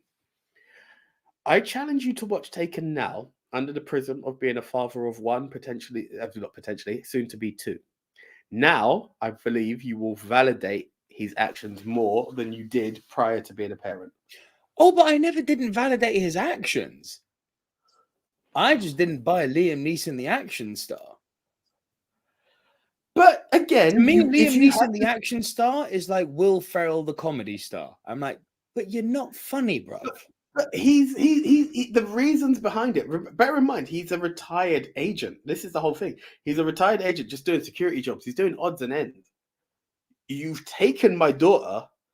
Don't think I don't still have it in me. I'm gonna show you what I can do. That's the premise of the film. Do you know what? As a former fighter who's now a bit of a dad-bodied fat man, I might relate to that. Yeah, that's the whole thing. That's the premise of Taken. Remember, the film shows off that he's not like all out. He's not Jason Bourne.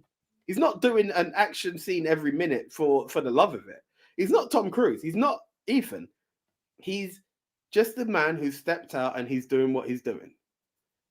My daughter goes on a trip. Do you know what? I may rewatch Taken this year, and I actually might really enjoy it. Because that's the thing. I think if you watch it under the prism of my daughter, you taking my kid. Okay. All right, cool. You don't know who you mess with. But Michael Oku. Now we play. Yeah, exactly. Okay. All right. Good luck. All right, cool. Good luck.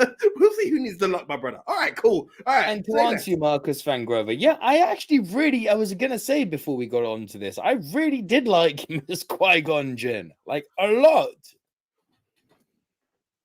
Cool. But yes, that's Taken, and we kind of covered it. And if you don't know Taken, it's literally an ex-operative. I don't remember what he represents, but whose daughter gets kidnapped on her excursion with her friend in Paris. She makes a phone call to daddy, and while he just does like basic security jobs, he goes into his old memoirs to be like, okay, you want to take my daughter? I'm gonna get her back. And trust me when I tell you I'm gonna get her back. Yeah. He warns them, like the phone call. If nothing else, it's that phone call. I warn you, you're about to take a girl, but that girl you're about to take is my daughter, and this is my skill set. So think what you're doing. All right, cool. I'm on my way. As they say on the streets, say less. Billy Mountain says, say less. Say nothing.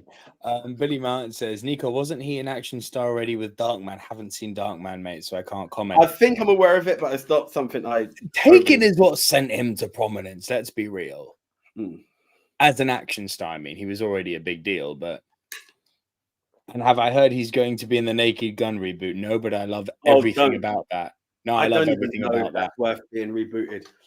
Bro, we are sorely missing spoof movies from our lives in the year 2024. If they're going to reboot Naked Gun, bring it on. The problem with spoof is that people are too sensitive nowadays, and I don't know if you can do it. Oh, Gavin, why are you hating on YouTube, bro? Yo, that's deep.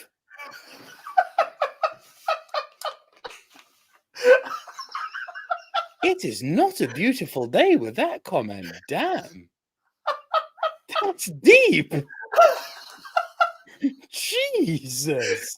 The thing about you two are you two, but the other side of you two is you have to be very aware that when you bring up you two, you can't help but think of Bono. And when you do think of Bono, you do think of that. So him and Geldof are good guys, but they are a bit too. Think of the children. Think of just relax. It's true. It's very true. Look, I like. Sorry. It's deep though. Sorry, I have to share this joke because it is one of those that are absolute gold. I'm sure it was Bono, not Bob Geldof. But they said, like, I'm going to call it Bono. And Bono's at this show, and I believe it's in Ireland.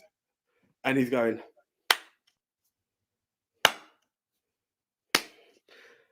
And he said, you might be wondering why I clap my hands at that pace. Every time I clap my hand, a child in Africa has died.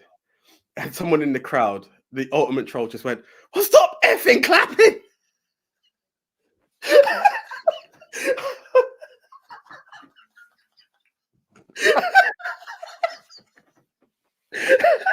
Sorry, I just had to share that story. But it apparently really happened. And I think it's absolute gold.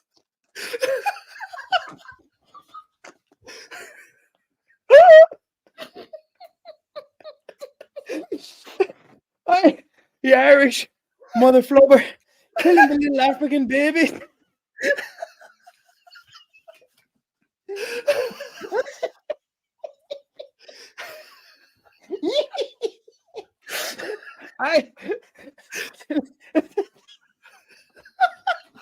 Sorry, guys, I've broken him and myself with that comment, but it's just absolute gold. I remember hearing Isn't it. You love the kids, and you're killing him when you're clapping.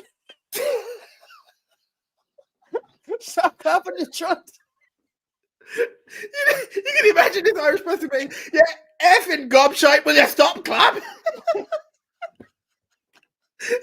Shut your mouth and know your role.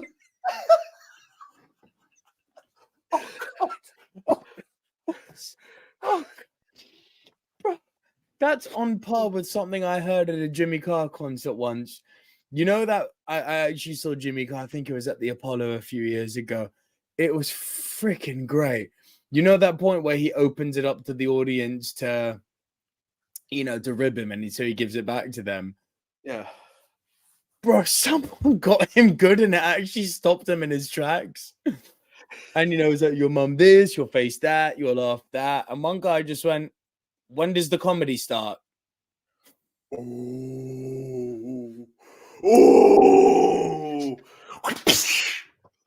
Hold that, you bee.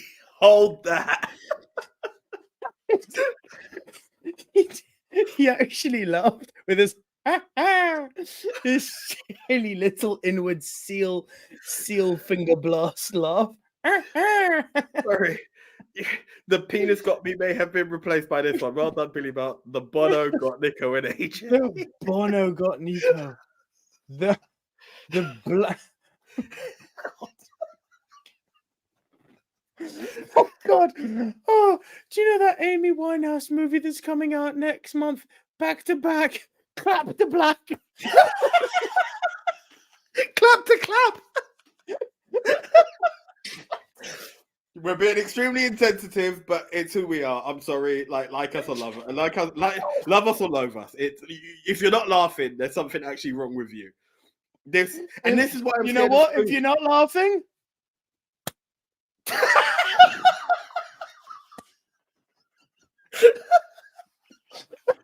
Oh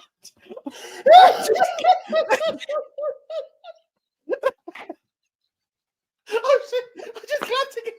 I just murdered 3 African babies. Oh Jesus Christ! Where's this going? What's happened? All right. No. Okay. Right, an hour and 24. Oh God. Oh, okay. Bro, we're back in the room. Do that.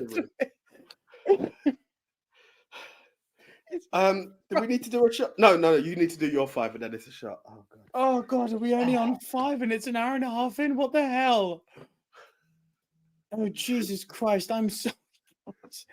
Please punt. I'm begging you, pardon. My number 5 is Amelie. Please. My God. Never have we been more grateful for a pun. Sadly, it means more alcohol. Gosh. Damn it. Oh. That was a very satisfying. Do you know what, though? Damned. And I thank you guys for being live because it's been a very, very long time since we've had a silver screen tangent. And that was an awesome one that I don't think would have happened because Gavin was. We just killed black children. How was it awesome, you weird mother flubber? What the hell is wrong with you? Anyone, and again, for anyone listening on pod, committed murder in the 3rd degree, apparently. mass murder at that. Oh, Jesus. Oh, God.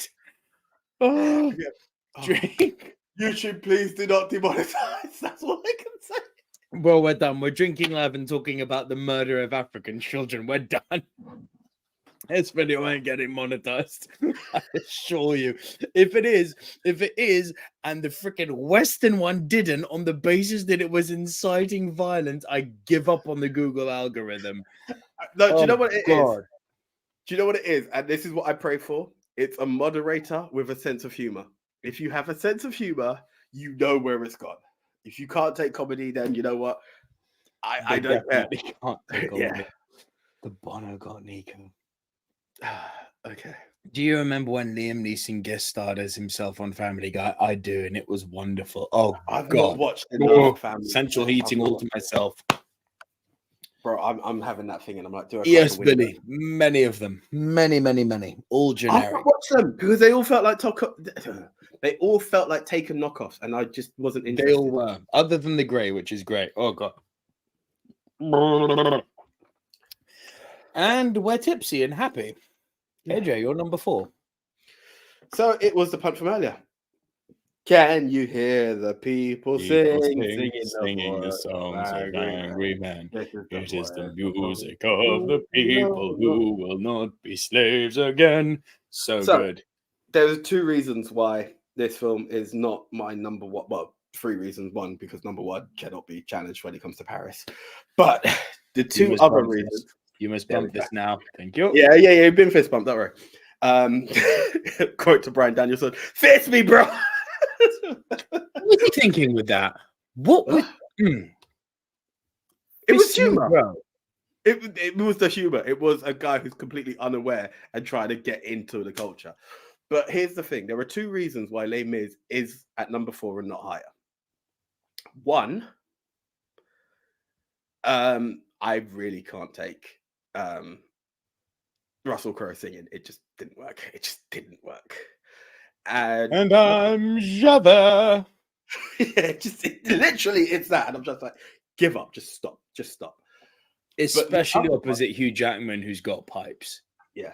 The other one, and this is because had I not seen the play, it may not have affected me as much. Gavroche is one of the biggest stars, and the way that they cut that song down to a 5-second piece is a sin. It's disgraceful. I felt it was the biggest sin of the film. When I saw it and he started to sing, I was like, little people, and I was like, yes, it's coming. And then he just got shot. I was like, the story is the story.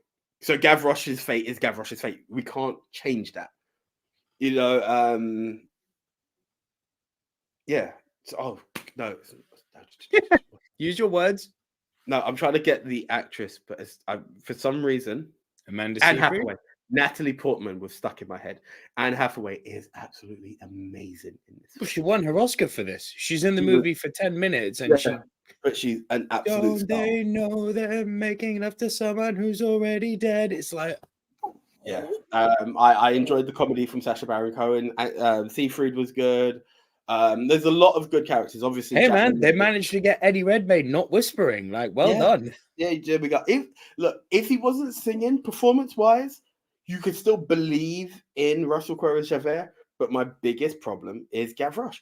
Gavroche is such a star in the play. He's instrumental to the story, and he's just a throwaway piece. And I can't forgive the film for that. Yeah, no, me neither. I really can't forgive the film. Well said.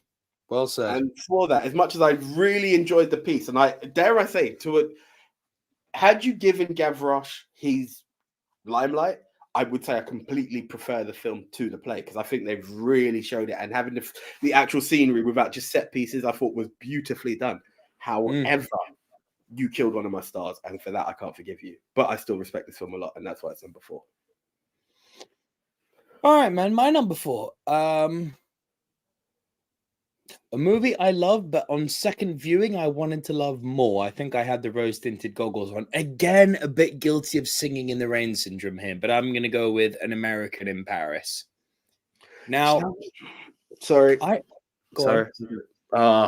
Infamous. Have you not? No. I'm going to do the infamous one because I want to get rid of it. Naughty. Soko's a lot easier to take at this point where we're doing one Get of these. Get it down, and we'll talk. Damn, Yeah. I thought you'd seen this one. I wasn't even trying to do you dirty there. No, it's fine. While I think Daniel Day-Lewis is the finest actor who ever lived, dude, I think Gene Kelly might be my favorite actor. He's so good. He's just so good. He's got this effervescent, inescapable charm. I'm just happy. He makes me happy. When I see him on screen, he makes me happy. I can't escape it. I'm not saying it's a definite that he's my favorite actor, but man, he's teasing me at the moment. He's like, fist me, bro. He's proper teasing me at the moment. To be clear, An American in Paris, it's just not as good as Singing in the Rain. But what? Okay, mixed memorabilia. Belle de Jour, I toyed with. I didn't get a chance. I've only seen it once, and my memory of it was too far back. Thank you, mixed memorabilia. Oh, you haven't seen Belle de Jour with Catherine Deneuve? Damn. No.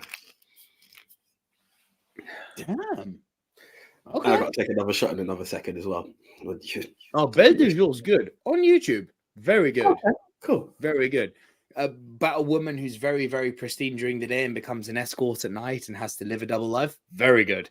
Awesome. Yeah, very, very good.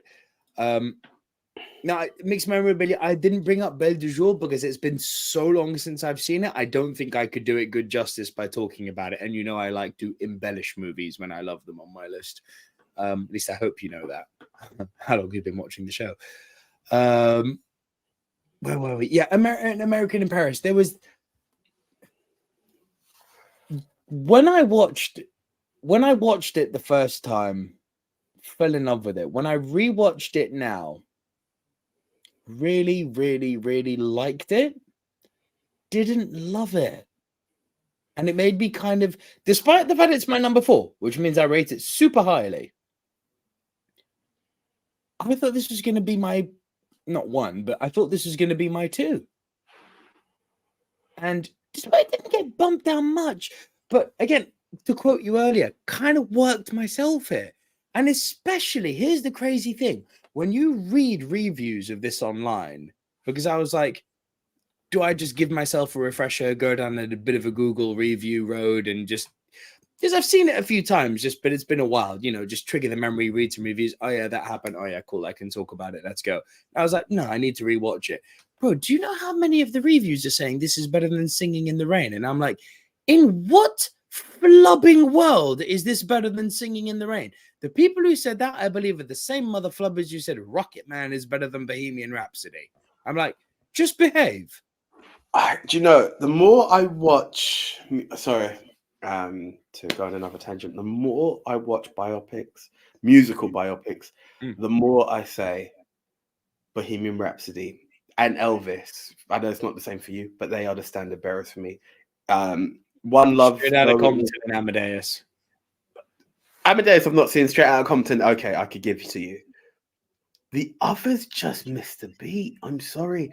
Okay, granted, Priscilla was more Priscilla's story than Elvis. One Presley. Love was quite flat. One Love was elevated by the fact that it was Bob Marley's story and that Kingsley Benedict but here's actually the problem. really good. Do you remember when we done our review on Silver Screen News and I kind of highlighted a few bits and I was like, because you know, here's the thing.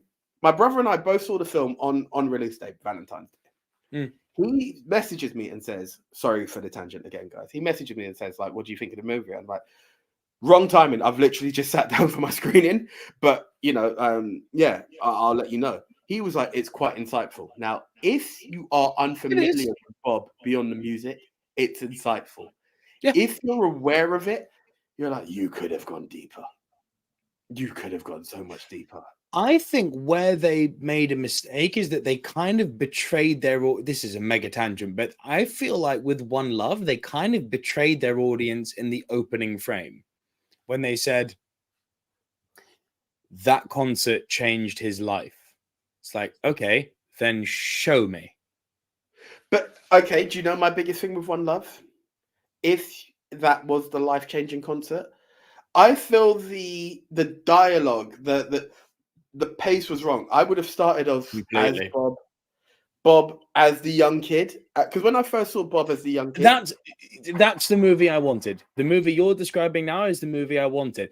But equally, I thought the movie made a really brave choice to just focus on the 2 years, which is essentially when Exodus was produced. I just feel like it was, if you built it, you don't have to go long, but show what built the success and why it's that. And the other thing, very similar to Bohemian Rhapsody, where Bohemian Rhapsody ends at Live Aid. Sorry, couldn't help it. Where it ends on Live Aid. Not at Live Aid. Yeah, that's what I said. But I feel the amount of times they put the pressure of Bob Marley wanting to perform in Africa and what it meant, that should have been where the film ended. For him to be like, you screwed me on the African tour, and apologies for any spoilers for anyone who's not seen One Love. I should have put a warning out for that. But I feel like that's where the film should have ended. But to be like, and Bob done Africa, it was like, but you've highlighted it so much. Show me. Yeah. I agree. That was my An American in Paris. Yeah, sorry. Doesn't have the musical numbers and the song numbers that Singing in the Rain does, but it is still magical. Keep talking. Sorry, I need to crack a window. Gene Kelly. I'll explain a bit later. Oh, I need to. You what? Sorry? I need to crack a window. Oh, that's the alcohol, mate. Yes, but I'll explain it more in detail off screen because I don't want to get into it on screen. Done a smelly fart, have you? No. Stuff it like that. It's just a weird. Anyway, we'll talk off screen. Gene Kelly plays a struggling traditional artist, a painter, and he gets picked up by. You get the impression that she's a bit of a MILF, a bit of a cougar, so to speak, but she also has an investment on him doing well as an artist. But there's a second degree to it. She wants a bit of Gene Kelly honey, right? But then Gene Kelly meets this young girl, and he's got to kind of balance this duality of, well, do I go for this girl who I've got a huge infatuation for, or do I show loyalty to the woman who not only fancies me, but who can actually help me get a leg over in my career? So he's presented with an interesting conundrum, a very, I would say, luxurious position for a man to be presented with. It's like, oh, I got two birds who want to bang me, and I could reap financial benefits from one. Nice. But obviously, they don't do it in a cynical way like I've just presented. They've done it in a typical 60s romantic way. Gene Kelly is an incredible dancer. Does the movie have possibly the greatest dance number ever put to screen? Yeah. AJ, the last 17 minutes of this movie are uninterrupted dialogue-free ballet. The fact that they had the balls, 17 bloody minutes. The fact that they had the balls to conceive that and put that to screen, like, well done. Well done for trusting your audience that they would want to watch something like that. But they did. There are people out there, as I said, who think this is better than Singing in the Rain. I don't happen to be one of them, but this movie is still freaking great. Ergo, it's my number 4. Right. So that's both our number 4s. And Mixed Memorabilia. I don't know if you've seen it, Nico.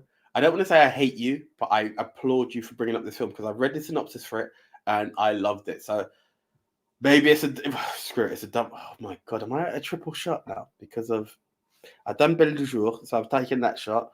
Now, And an American in Paris. American. So yeah, I've done American in Paris. Now I've got to do Belle du Jour, and the fact that we've done a bracket plus the film. Oh my god, this is 4 shots I've got to do. 1, 2, 3, 4. What's this? Le Samurai. I don't know if you've seen it. The synopsis looks absolutely awesome. And now we play. But I think, hang on, I'm gonna have to balance this up because I can't do the infamous one 4 times. AJ, the good news is I get to move on to my good alcohol now. Oh, the spiced. Oh, guys, please bear with me on this. The spiced. That wasn't too bad, actually. That was quite nice. The honey brandy. Oh God! Thank God. Oh, that's even better than the Southern Comfort. Oh God, I am drunk. Oh my God, the difference! Jesus Christ! When you find yourself hesitating on words, that's when you know the alcohol's got to you. I am definitely eating after this show. Oh, sucks, we got 2 more videos to record after this. Tell me about it. See, guys, this is the dedication. There's one more, isn't there? Oh God! How many have you just done? 3. But I thought you took a shot for each previous thing we just done. So I done one for your film. Yeah. I didn't do it when Mixed Memorabilia brought up his one. Okay. Plus it's a 3, and then he's just brought up Le Samurai, so I have to bring that up as well. But that is Mixed Memorabilia's movie, so you're doing yes, one. But he also done Belle du Jour, which I didn't do. So he's done 2. He's got me twice. Are you sure you didn't do Belle du Jour? I think you did Belle du Jour. I'll allow this. Don't. I think you did Belle du Jour. I appreciate that. You good? Yeah, I'm good. I'm just very grateful. I may have done it already. You're number 3 then. Right. Oh wait, no, I need to do a double shot, don't I? Because I haven't seen Le Samurai, and I need to drink for number 3. Bro, sorry. I'm while you're doing that, I'm just going to read this synopsis before I go into my number 3. Ready? Long episode. Go. Jeff, a hitman, is caught by the police in a murder case but is released. Later, he has to save himself from the police and a gang of assassins who are after him to kill him. Does that not sound like an awesome movie? Sounds like my number 2. And are you ready? RT rating, 100%. I'm so gutted. I'm so gutted this didn't make our RT show. Have we already done the RT show? Do you know what? I forgot that we done it because I was like, "Have we done it?" And I can't remember where it is, but we have done 100% on Rotten Tomatoes. I was like, "Oh, sugar, we've done it." I think I looked at our schedule and I was like, "Oh yeah, it's the Excel spreadsheet is in green. That means we've done it." Because I forgot that we done it. Oh, that's lovely. Right. This hurts less now that I'm drinking good stuff. That is freaking delicious. This is the secret. Getting me drunk though. When you have smooth alcohol, it may creep up on you, but it doesn't burn the chest. It doesn't burn. There's 0 burn there. It's lovely. Again, no endorsement, but I do. Sorry, I can see my hair sticking up like a freaking antenna. There's no endorsement, but I do enjoy a good black label. The minute I taste the black label, the minute I taste entry-level whiskey at a sort of £40 range, it's lovely. Do you know what I love? Is when Tesco's do it for 20 quid. Oh, the blessings. Oh, the blessings. Right. Okay, here we are. In at number 3, and it's not a coincidence. It's coincidental. I didn't plan on doing this. In at number 3 is my third animation from the world of 20. So we've done Pixar, we've done Disney. This is on Disney Plus, but it is from the world of Fox, 20th Century Fox. Oh, it's wonderful. Absolutely. Oh, a lot of kids died there. Wow. Careful what you just done there. I know. I just got lots of murder there. Anastasia's freaking great. Anastasia is such a beautiful movie. Absolutely beautiful movie. And I'll be honest. This is the Don Bluth company, isn't it? This is the thing. One, I love Don Bluth animation. And what I feel with this film as well. Too. Do you know the minute I read Don Bluth, it was one thing, and it just brought back so many memories of all the other films he's done. but I was Land really Before Time, Thumbelina, all the good stuff. And what was really captivating is that one, Christopher Lloyd as Rasputin was really funny, because what was funny is before I wanted to Google it because I was like, I'm sure that's Christopher Lloyd. I'm sure that's Christopher Lloyd. Like, it's got a hint, and I was like, that's such a golden voice, and he was the perfect person to do it. But I know it's got an all-star cast, but it wasn't the all-star cast. The story itself just encapsulates you. It absolutely encapsulates you, and it's just such a beauty. And for anyone who's not seen it, it's the story of Princess Anastasia, the daughter of the Romanov.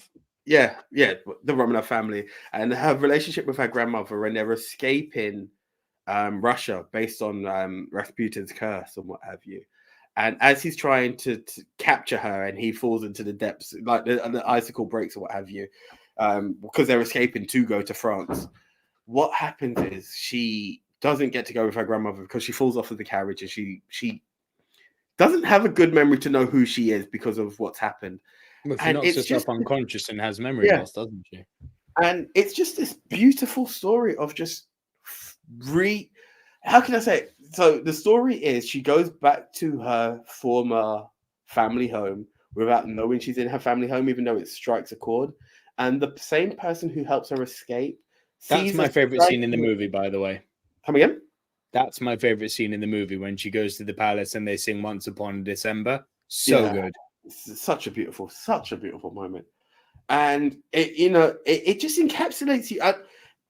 It's weird. Like we always say it. It's a both of us moment on this. Animation isn't necessarily just for kids. And I hadn't seen Anastasia as a kid. However, seeing this recently, and I was just like, it's a beautiful story. There's no in between on it. It's an absolutely beautiful story. I'm not saying I came in underrated on it or with low expectation, but it's one of those things that you feel like, oh, maybe I'm just going to catch kids with it and it'll be something cool. And, because it came up on every Google search, I was like, maybe it end up in number 10 or what have you. But it really just caught me. It's so heartwarming of a story. It's really beautiful. Really is. And I just don't love the ending. I don't love how Rasputin's story ends. Other than that, it's great. Yeah, but it really caught me. It maybe I'm on the hype machine from it's a recent view and that's why it's number 3. But there was something just really good about this film, refreshing about this film, and that's why I rate it. I was pleasantly surprised. Thank you, Billy. Our animation is for adults too. Completely agree.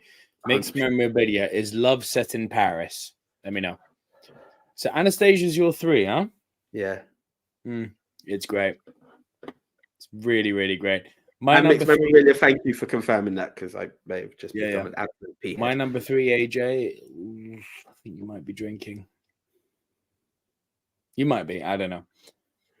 Incredible film. First time viewing for me, and I have fallen in love with it. You know me, I love me some experimental cinema, and this is experimental. I need my phone for this to list out. Experimental AF. Yeah. Nice. Experimental as F, and it's called Paris Je t'aime. I've not even heard of that, so I will take another shot. It's fantastic, mate. This a double shot, isn't it? Because it's the end of a bracket as well. You can give yourself a break. Have the one and then start again when we go to 2. Let me bring up the list of people involved with this, because what this movie is a collection almost of short stories, each one set in a different quartier, a different borough of Paris. Nice. So and the characters in this story are not linked. These are just individual stories. It's kind of a spotlight on these people. And here's the crazy thing. The movie is 2 hours long. Each short story doesn't last more than about 5 or 8 minutes. So you get Do you know what I'm getting vibes of? And I could be wrong based on your rating. It sounds like a better version of 4 Rooms. Completely. You've hit the nail on the head. But when I tell you that, so where it's experimental is that they've brought in some movie hitting filmmakers for this. Like, let me just read you off the list of there's 20 directors. They're not all big hitters, but there's some serious names in here. Ethan and Joel Cohen did one of the stories.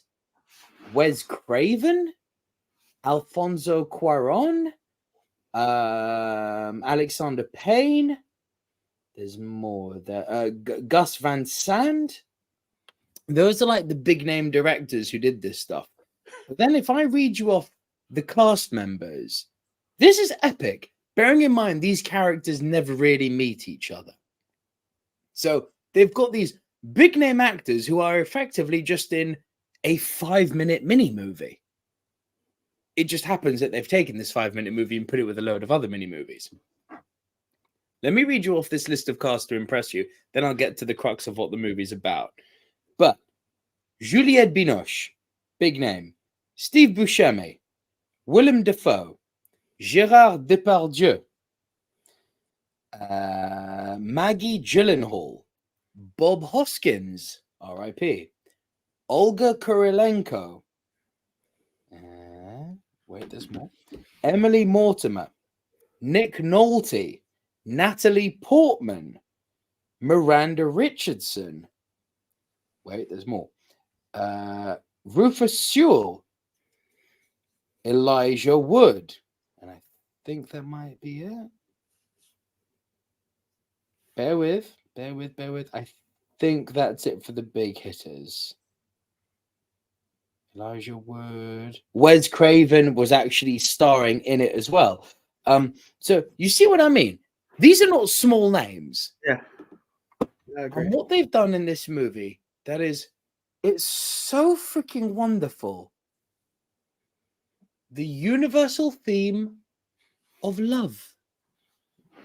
Let me give you some examples of these stories so you know what to expect. Steve Buscemi. He's in the Cohen story. He's on the Paris Underground and he's reading about the do's and don'ts in Paris. And one of the things they say to not do is lock eyes with people on the Paris Underground. A fact I can tell you is absolutely true. You will pick a fight if you lock eyes with someone. Look down on the Parisian Underground. But he looks at people across the rail platform. They're, dry humping, to put it lightly, openly on the platform. But then the guy locks eyes with Steve Buscemi. Qu'est-ce que tu regardes, connard? Hein? Tu regardes quoi? Enculé de ta mère. Goes full on, what the F are you looking at? Crosses over the platform. But before he can make it, his girlfriend's beating him over there because she's like, why are you starting beef for nothing? She's then snogged Buscemi, which has enraged the boyfriend even more. He beats the living hell out of Buscemi. And they both leave together happy because ultimately she's just seeing how much does she really want him? How much does she really love him? Love. Nick Nolte's walking down the street with a woman you don't quite understand what their relationship is, but you realize they're close. And she's talking about this man who's completely wrecked her life. She's in a toxic relationship. She can't escape him. Flip the script. You realize that this girl isn't Nick Nolte's mistress or young lover. It's his daughter. And the boy she's talking about isn't a toxic relationship. It's her 6-month-old son.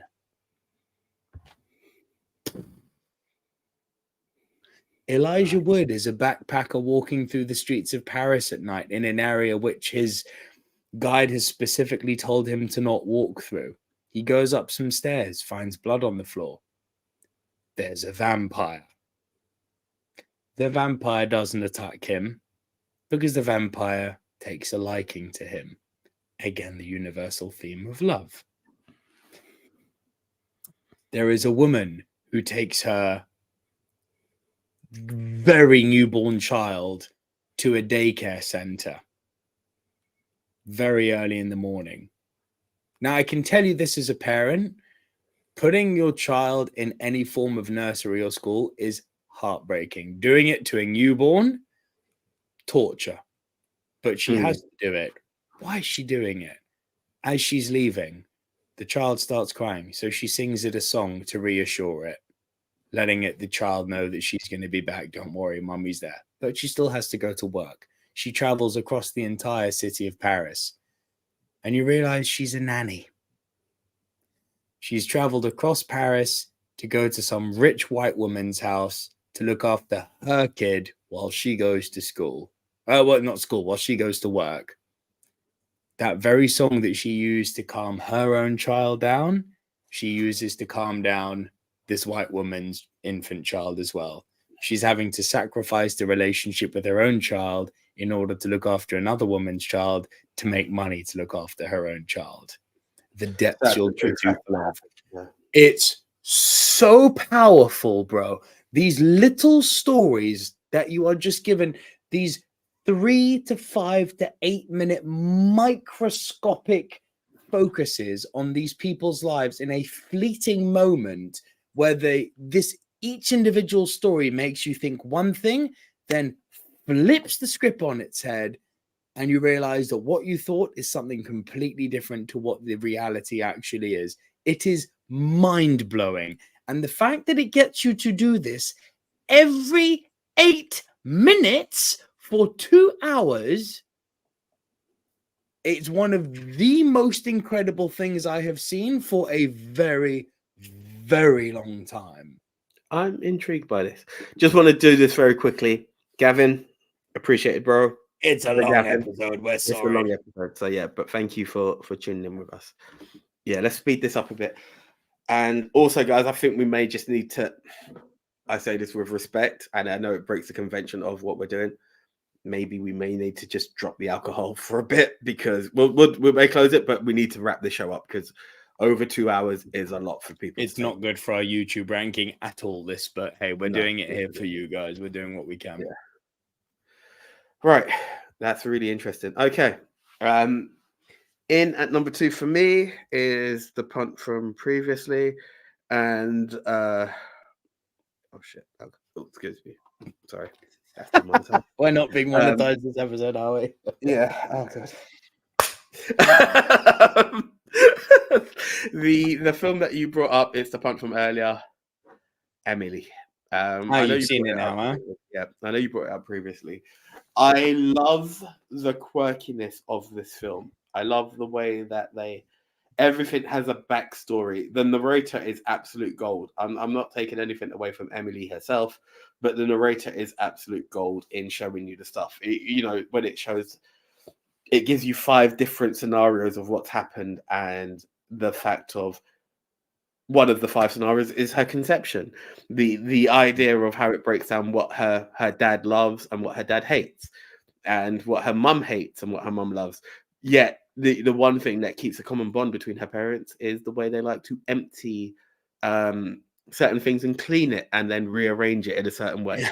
The element of how she is similar yet different to her parents, the fact that because they kept her so contained, her best friend is herself and her imagination, the goldfish that she had and how she lost it. And just because of the way she is raised, she has a very innocent way and life about her.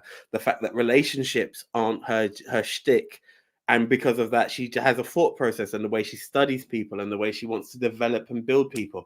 I think it was an absolutely beautiful movie. It was.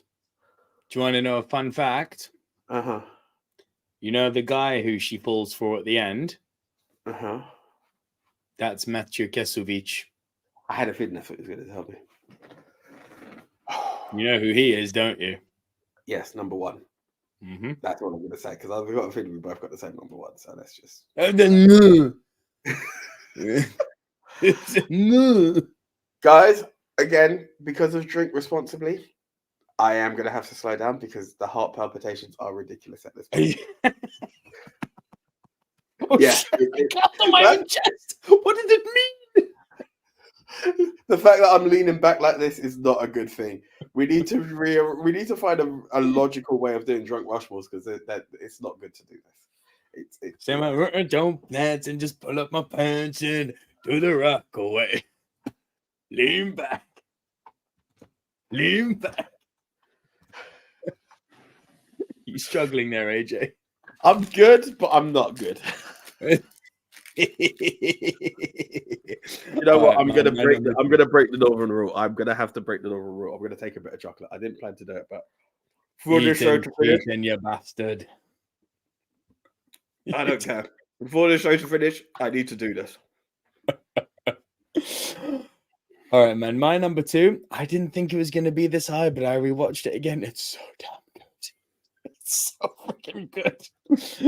John Wick Chapter 4. The Sin of Sins. I've not seen Chapter 4. So I didn't For this you drink. On principle, for this you drink. Because when you're monetized, I don't give a crap. Sorry, that's unforgivable. For this you shall drink. You're actually trying to kill your best friend because my heart is not in a Not cool. My heart is not in a place for alcohol. I've not had these heartbeats in a very long time. I'm committing amity-side.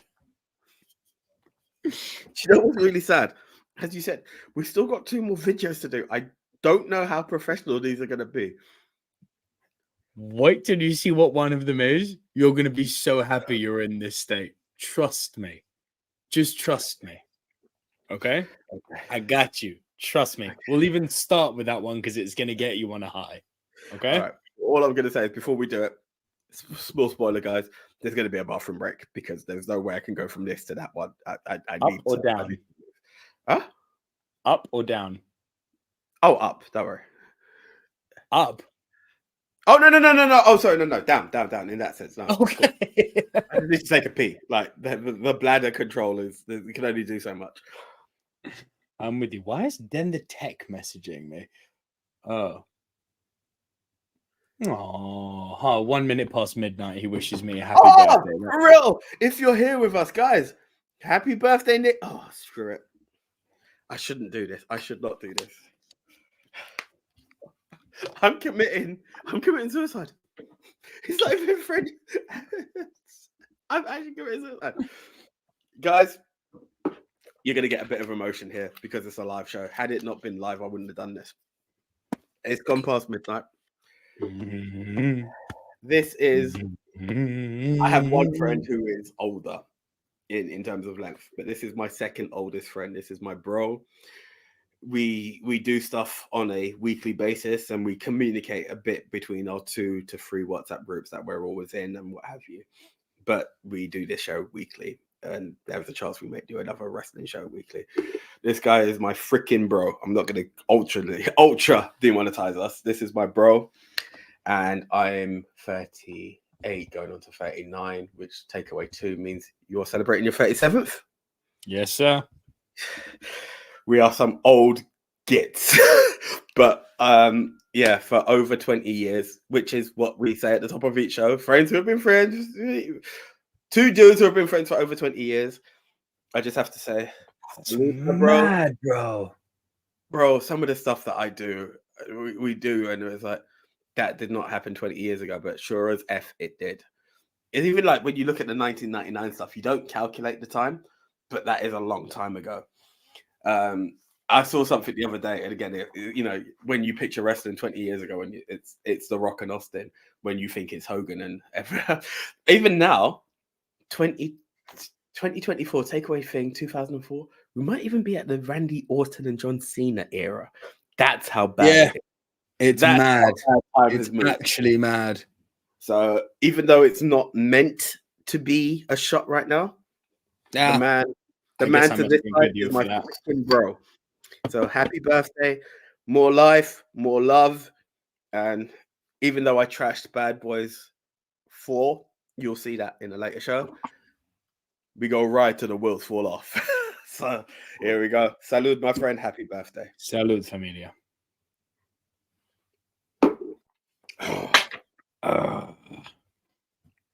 Thank you, Mixed Memorabilia as well. Much appreciated. Those are lovely words. Thank you for creating this film, family. Happy birthday. Thank you, man. Really appreciate that. Cool, AJ. John Wick 4. Yeah, Such a step up from John Wick 3, I can't tell you. that's insane. Because Such a step up. I wasn't the biggest fan of John Wick 3. I loved what they did with Halle Berry and the Killer Dogs, yeah, but that was awesome. 3, I was disappointed because of how misused the guys from the raid were. I'm like, they're there, then they're not. Fight ends in the jaw. Goodbye. Right. the only thing that Really? 3 done that I loved was guns, lots of guns. After that, I think that was Yeah, exactly. horribly 4, good. bro. Pigeon Man At is this- sucks. Pigeon Man sucks. I don't like Pigeon Man. Pigeon Man sucks. 4, AJ. Do you remember the Metal Slug video games? That's a Yes. throwback. Yeah. John Wick 4 is Metal Slug. It's a video game at this point. Every single thing that you can imagine is coming towards him, and he is shooting everything. There is a fight on the Montmartre staircase that is one of the craziest things I've ever seen. They bring back the car foo from John Wick 2, and they do it at the Arc de Triomphe at the Place de l'Étoile, one of the busiest cross sections in the whole of Paris. Oh, and you want to know what's really cool about it, other than the fact that we get to see Keanu Reeves being the greatest action star ever, as voted for by Twitter? Donnie Yen and Hiroyuki Sanada are also in this. Are you kidding me? Are you kidding me? How cool can this movie franchise keep getting? Word to Tyson? Nice. Huh? Word to Tyson? Nice. Nice. It's so great, dude. What is your worst? So this might be something that I believe. I don't know if the film's bad. Oh, but you're I feel it's- smashed, bruv. Sit up or you're going to fall asleep. No. I could do it. It may be because of overhype and the love I have for Quentin Tarantino. My worst, because I remember seeing it and thinking like it's not for me, but I do need to rewatch it. Oh, Jean-Luc Godard. Yeah. Bon départ. I just couldn't get into it when I watched it. I just felt it felt like a really basic movie. I think it may not be a bad movie, but I feel like it's an overhyped movie.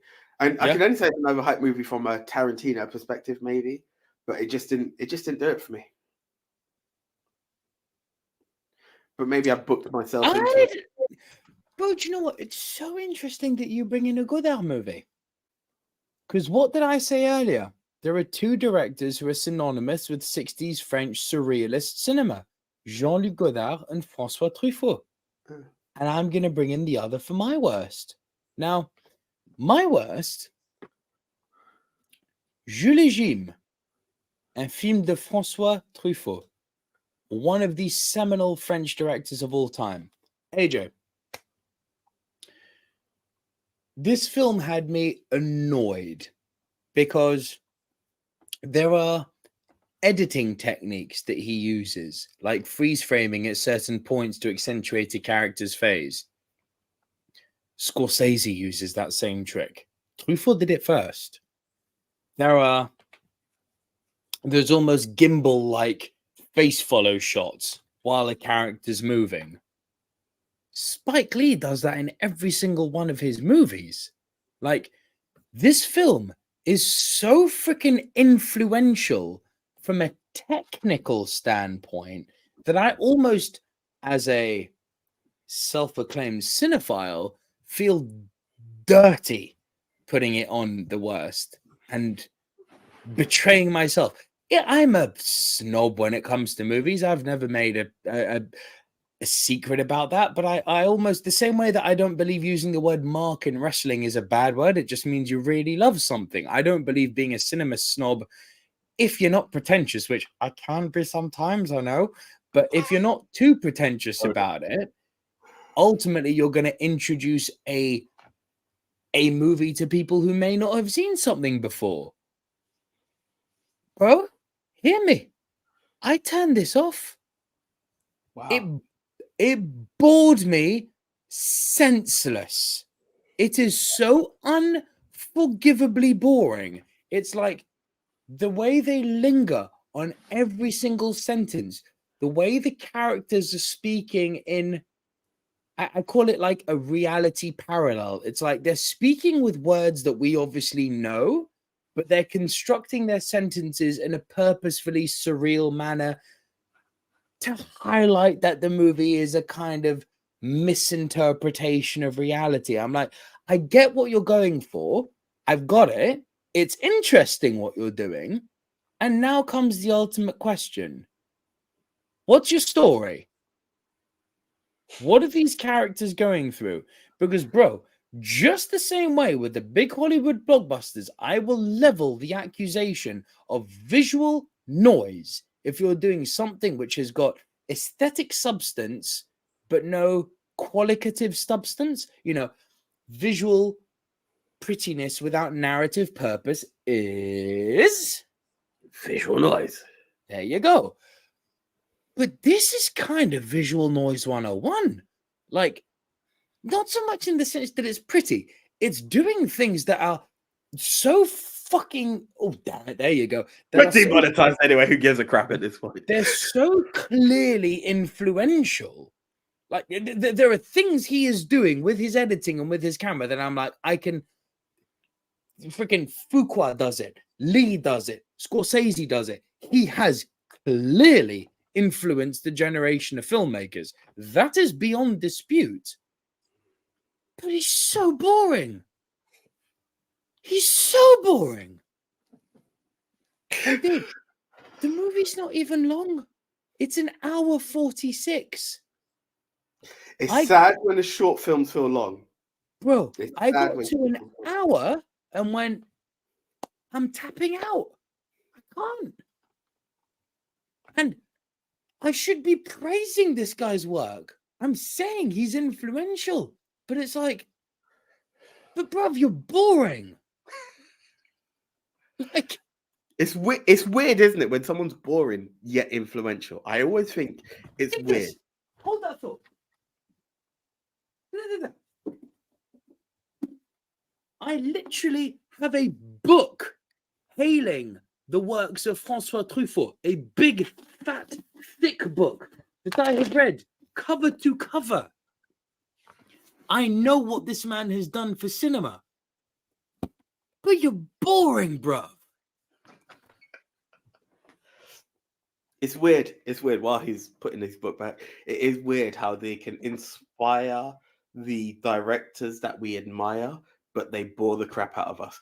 Because Bond is exactly that. I felt like it's everything that Tarantino... For me to be a Tarantino fan, and he's like, it's his production. It's the name of his production house, Bond House. So you're like, it's got to be amazing. I was like, this film doesn't do anything for me. Maybe it's an overhype, but you know, maybe it's an overhype. Maybe it's like with me with Truffaut. You have to kind of look at, okay, is there something here that has maybe changed the landscape of cinema, that has paved the way for cinema to evolve? In Truffaut's case, the answer is an absolute bloody yes. But you're boring, bruv.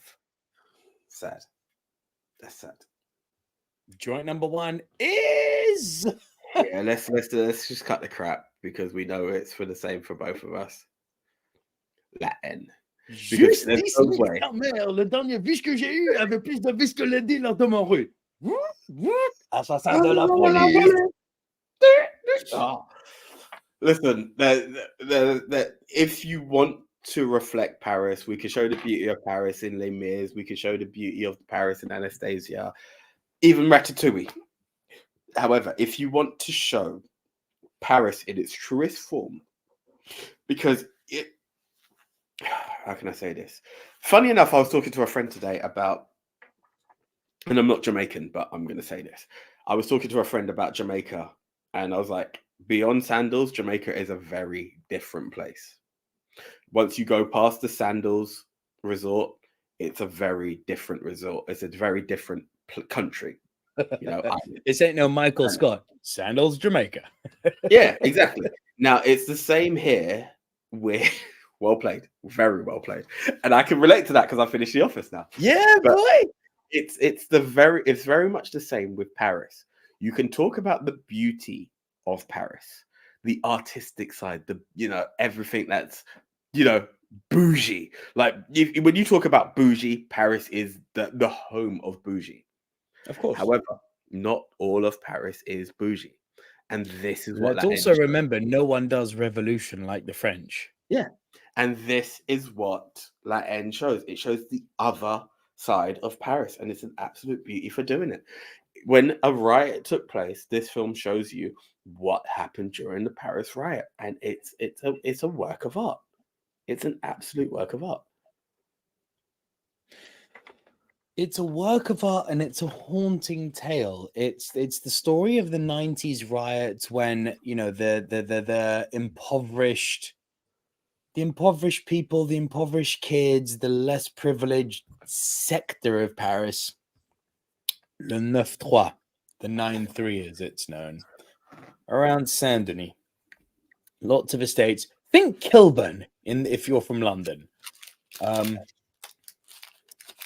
Rougher areas. They essentially had enough of the police brutality, which, and this is all true, which led to what turned out to basically be police murder. I mean, this was George Floyd 20 years before George Floyd happened. Facts. That's what set off the riots. The same reason that the whole Black Lives Matter movement started in the late 2010s, or was it early 2020s? But the whole reason that movement started, this thing happened in Paris 20 years ago. A young estate kid was essentially murdered by the police, and there was no justice. So all the estates essentially rose up and went, we're not having it anymore. You're here to protect us. We're so poor, very similar to pay our taxes. Our taxes pay your freaking salaries, and you murder us? Nah, mate. And they rose up and revolted. And say what you will about the French, cheese-eating surrender monkeys, white flag wavers. I've heard it all before. Most of it historically I technically agree with. Let's also, least we forget, when you piss off the French, they tend to decapitate their kings.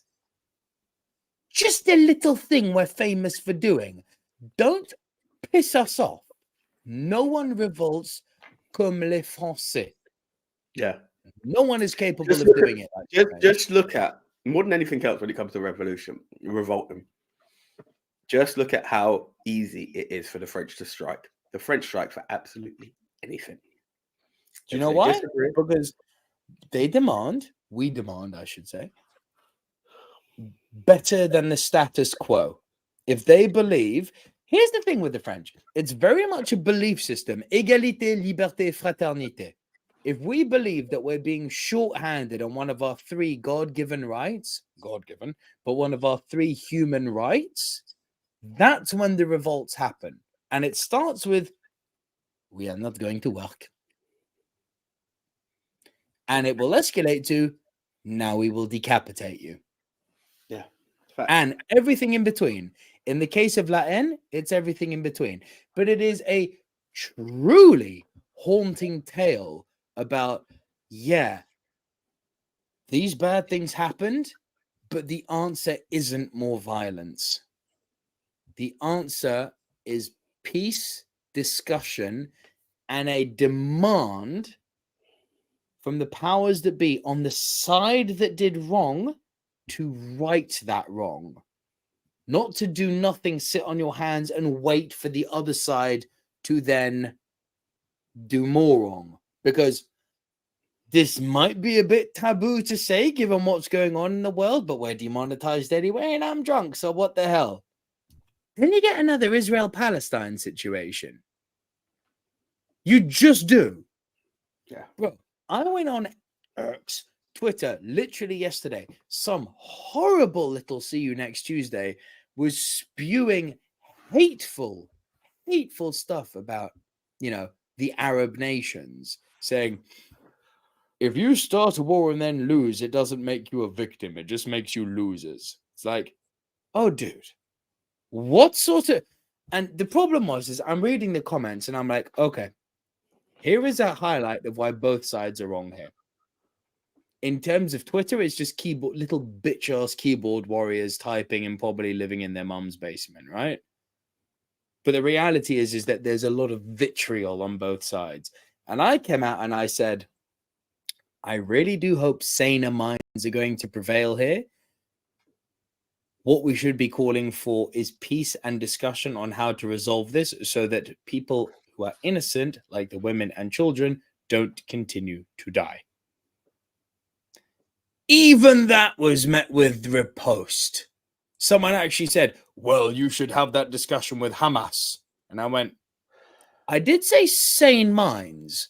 At what point has a terrorist group been a benchmark for a sane mind? But thank you for highlighting how quickly you are to not want to go for peace and just go. Can I be real? And you may agree, may disagree. People may say I'm wrong. Colonizer mentality. Oh, completely. Completely. It's colonizer mentality. Completely. Anyway, La Haine is freaking awesome. Watch it. We need to wrap this up because Jesus Christ, these drunk Rushmores take their toll on me. Right. La Haine, Amélie, Les Mis. Billy, I believe you might be the only person still standing. Call the fourth film. Well, we've got 4 punts though, bro. Do we? What's the last one? Ratatouille. There we are. That's the Rushmore. I don't even need you to do the drum. Yeah. Let me just make them so I can actually send it to memorabilia. So we've got. Sorry, just to cut. Ladies and gentlemen, the official drunk Rushmore of movie cinema Paris is to tell you how drunk you are. You said to send Ratatouille. mixed memorabilia as opposed to we love movies. Movie polls for you. Wow. Amélie. So Les Mis, Amélie, Ratatouille, and La Haine. Yeah. Do you know what? That's a bloody good Rushmore. That is not bad. Okay, guys. I'm just going to keep this real quick. Thank you for joining us for a live. Yeah, thank you for joining us for a live. What's the last comment? Mixed memorabilia, Latin for sure. Yeah, it's done. But okay, guys, thank you. We need to wrap this because we've got 2 more shows to record. Thank you so much. Yeah. Head over to X at Movie MT Rushmore at Movie Polls for you. We love you. We thank you. We'll be back. I am really sorry, but AJ signing out. I don't know if you've got more to say, but I'm done. I am absolutely smashed. Thank you for joining us, guys. 3 of you still watching after 2 hours and 20 minutes. I appreciate you. You guys rock. I guess we've got to quickly read off. Mixed memorabilia, Taking Delicatessen, Ronin Leon, Apropos Irreversible, and other Gaspar Noé films. And the Gavin said, The Red Balloon, Vortex, The 400 Blows Taken, Gagarine, Athena, Charade, Moulin Rouge, Non. Oh, Mérine! Merde. Mérine Part 1 and 2, and Amélie. Great choices, guys. Last bit. This was great. Happy birthday, Nico, from Billy. Thank you, Billy. And we will see you next week with more top 10s. Guys, for those of you watching us live, please, if you could tell a few people about us, like tell some people. I know we're on nearly 20,000 subscribers now, but tell a friend. Please let some other people who you know in your life that like movies know about our show. Tell them to come and join us. Oh, we out. Yeah, we're done. Sorry, guys. It's not the usual sign off. We're done. The one AJ signing out. Love you. See ya. I love you. See ya. Out. We're out. See ya. Bye.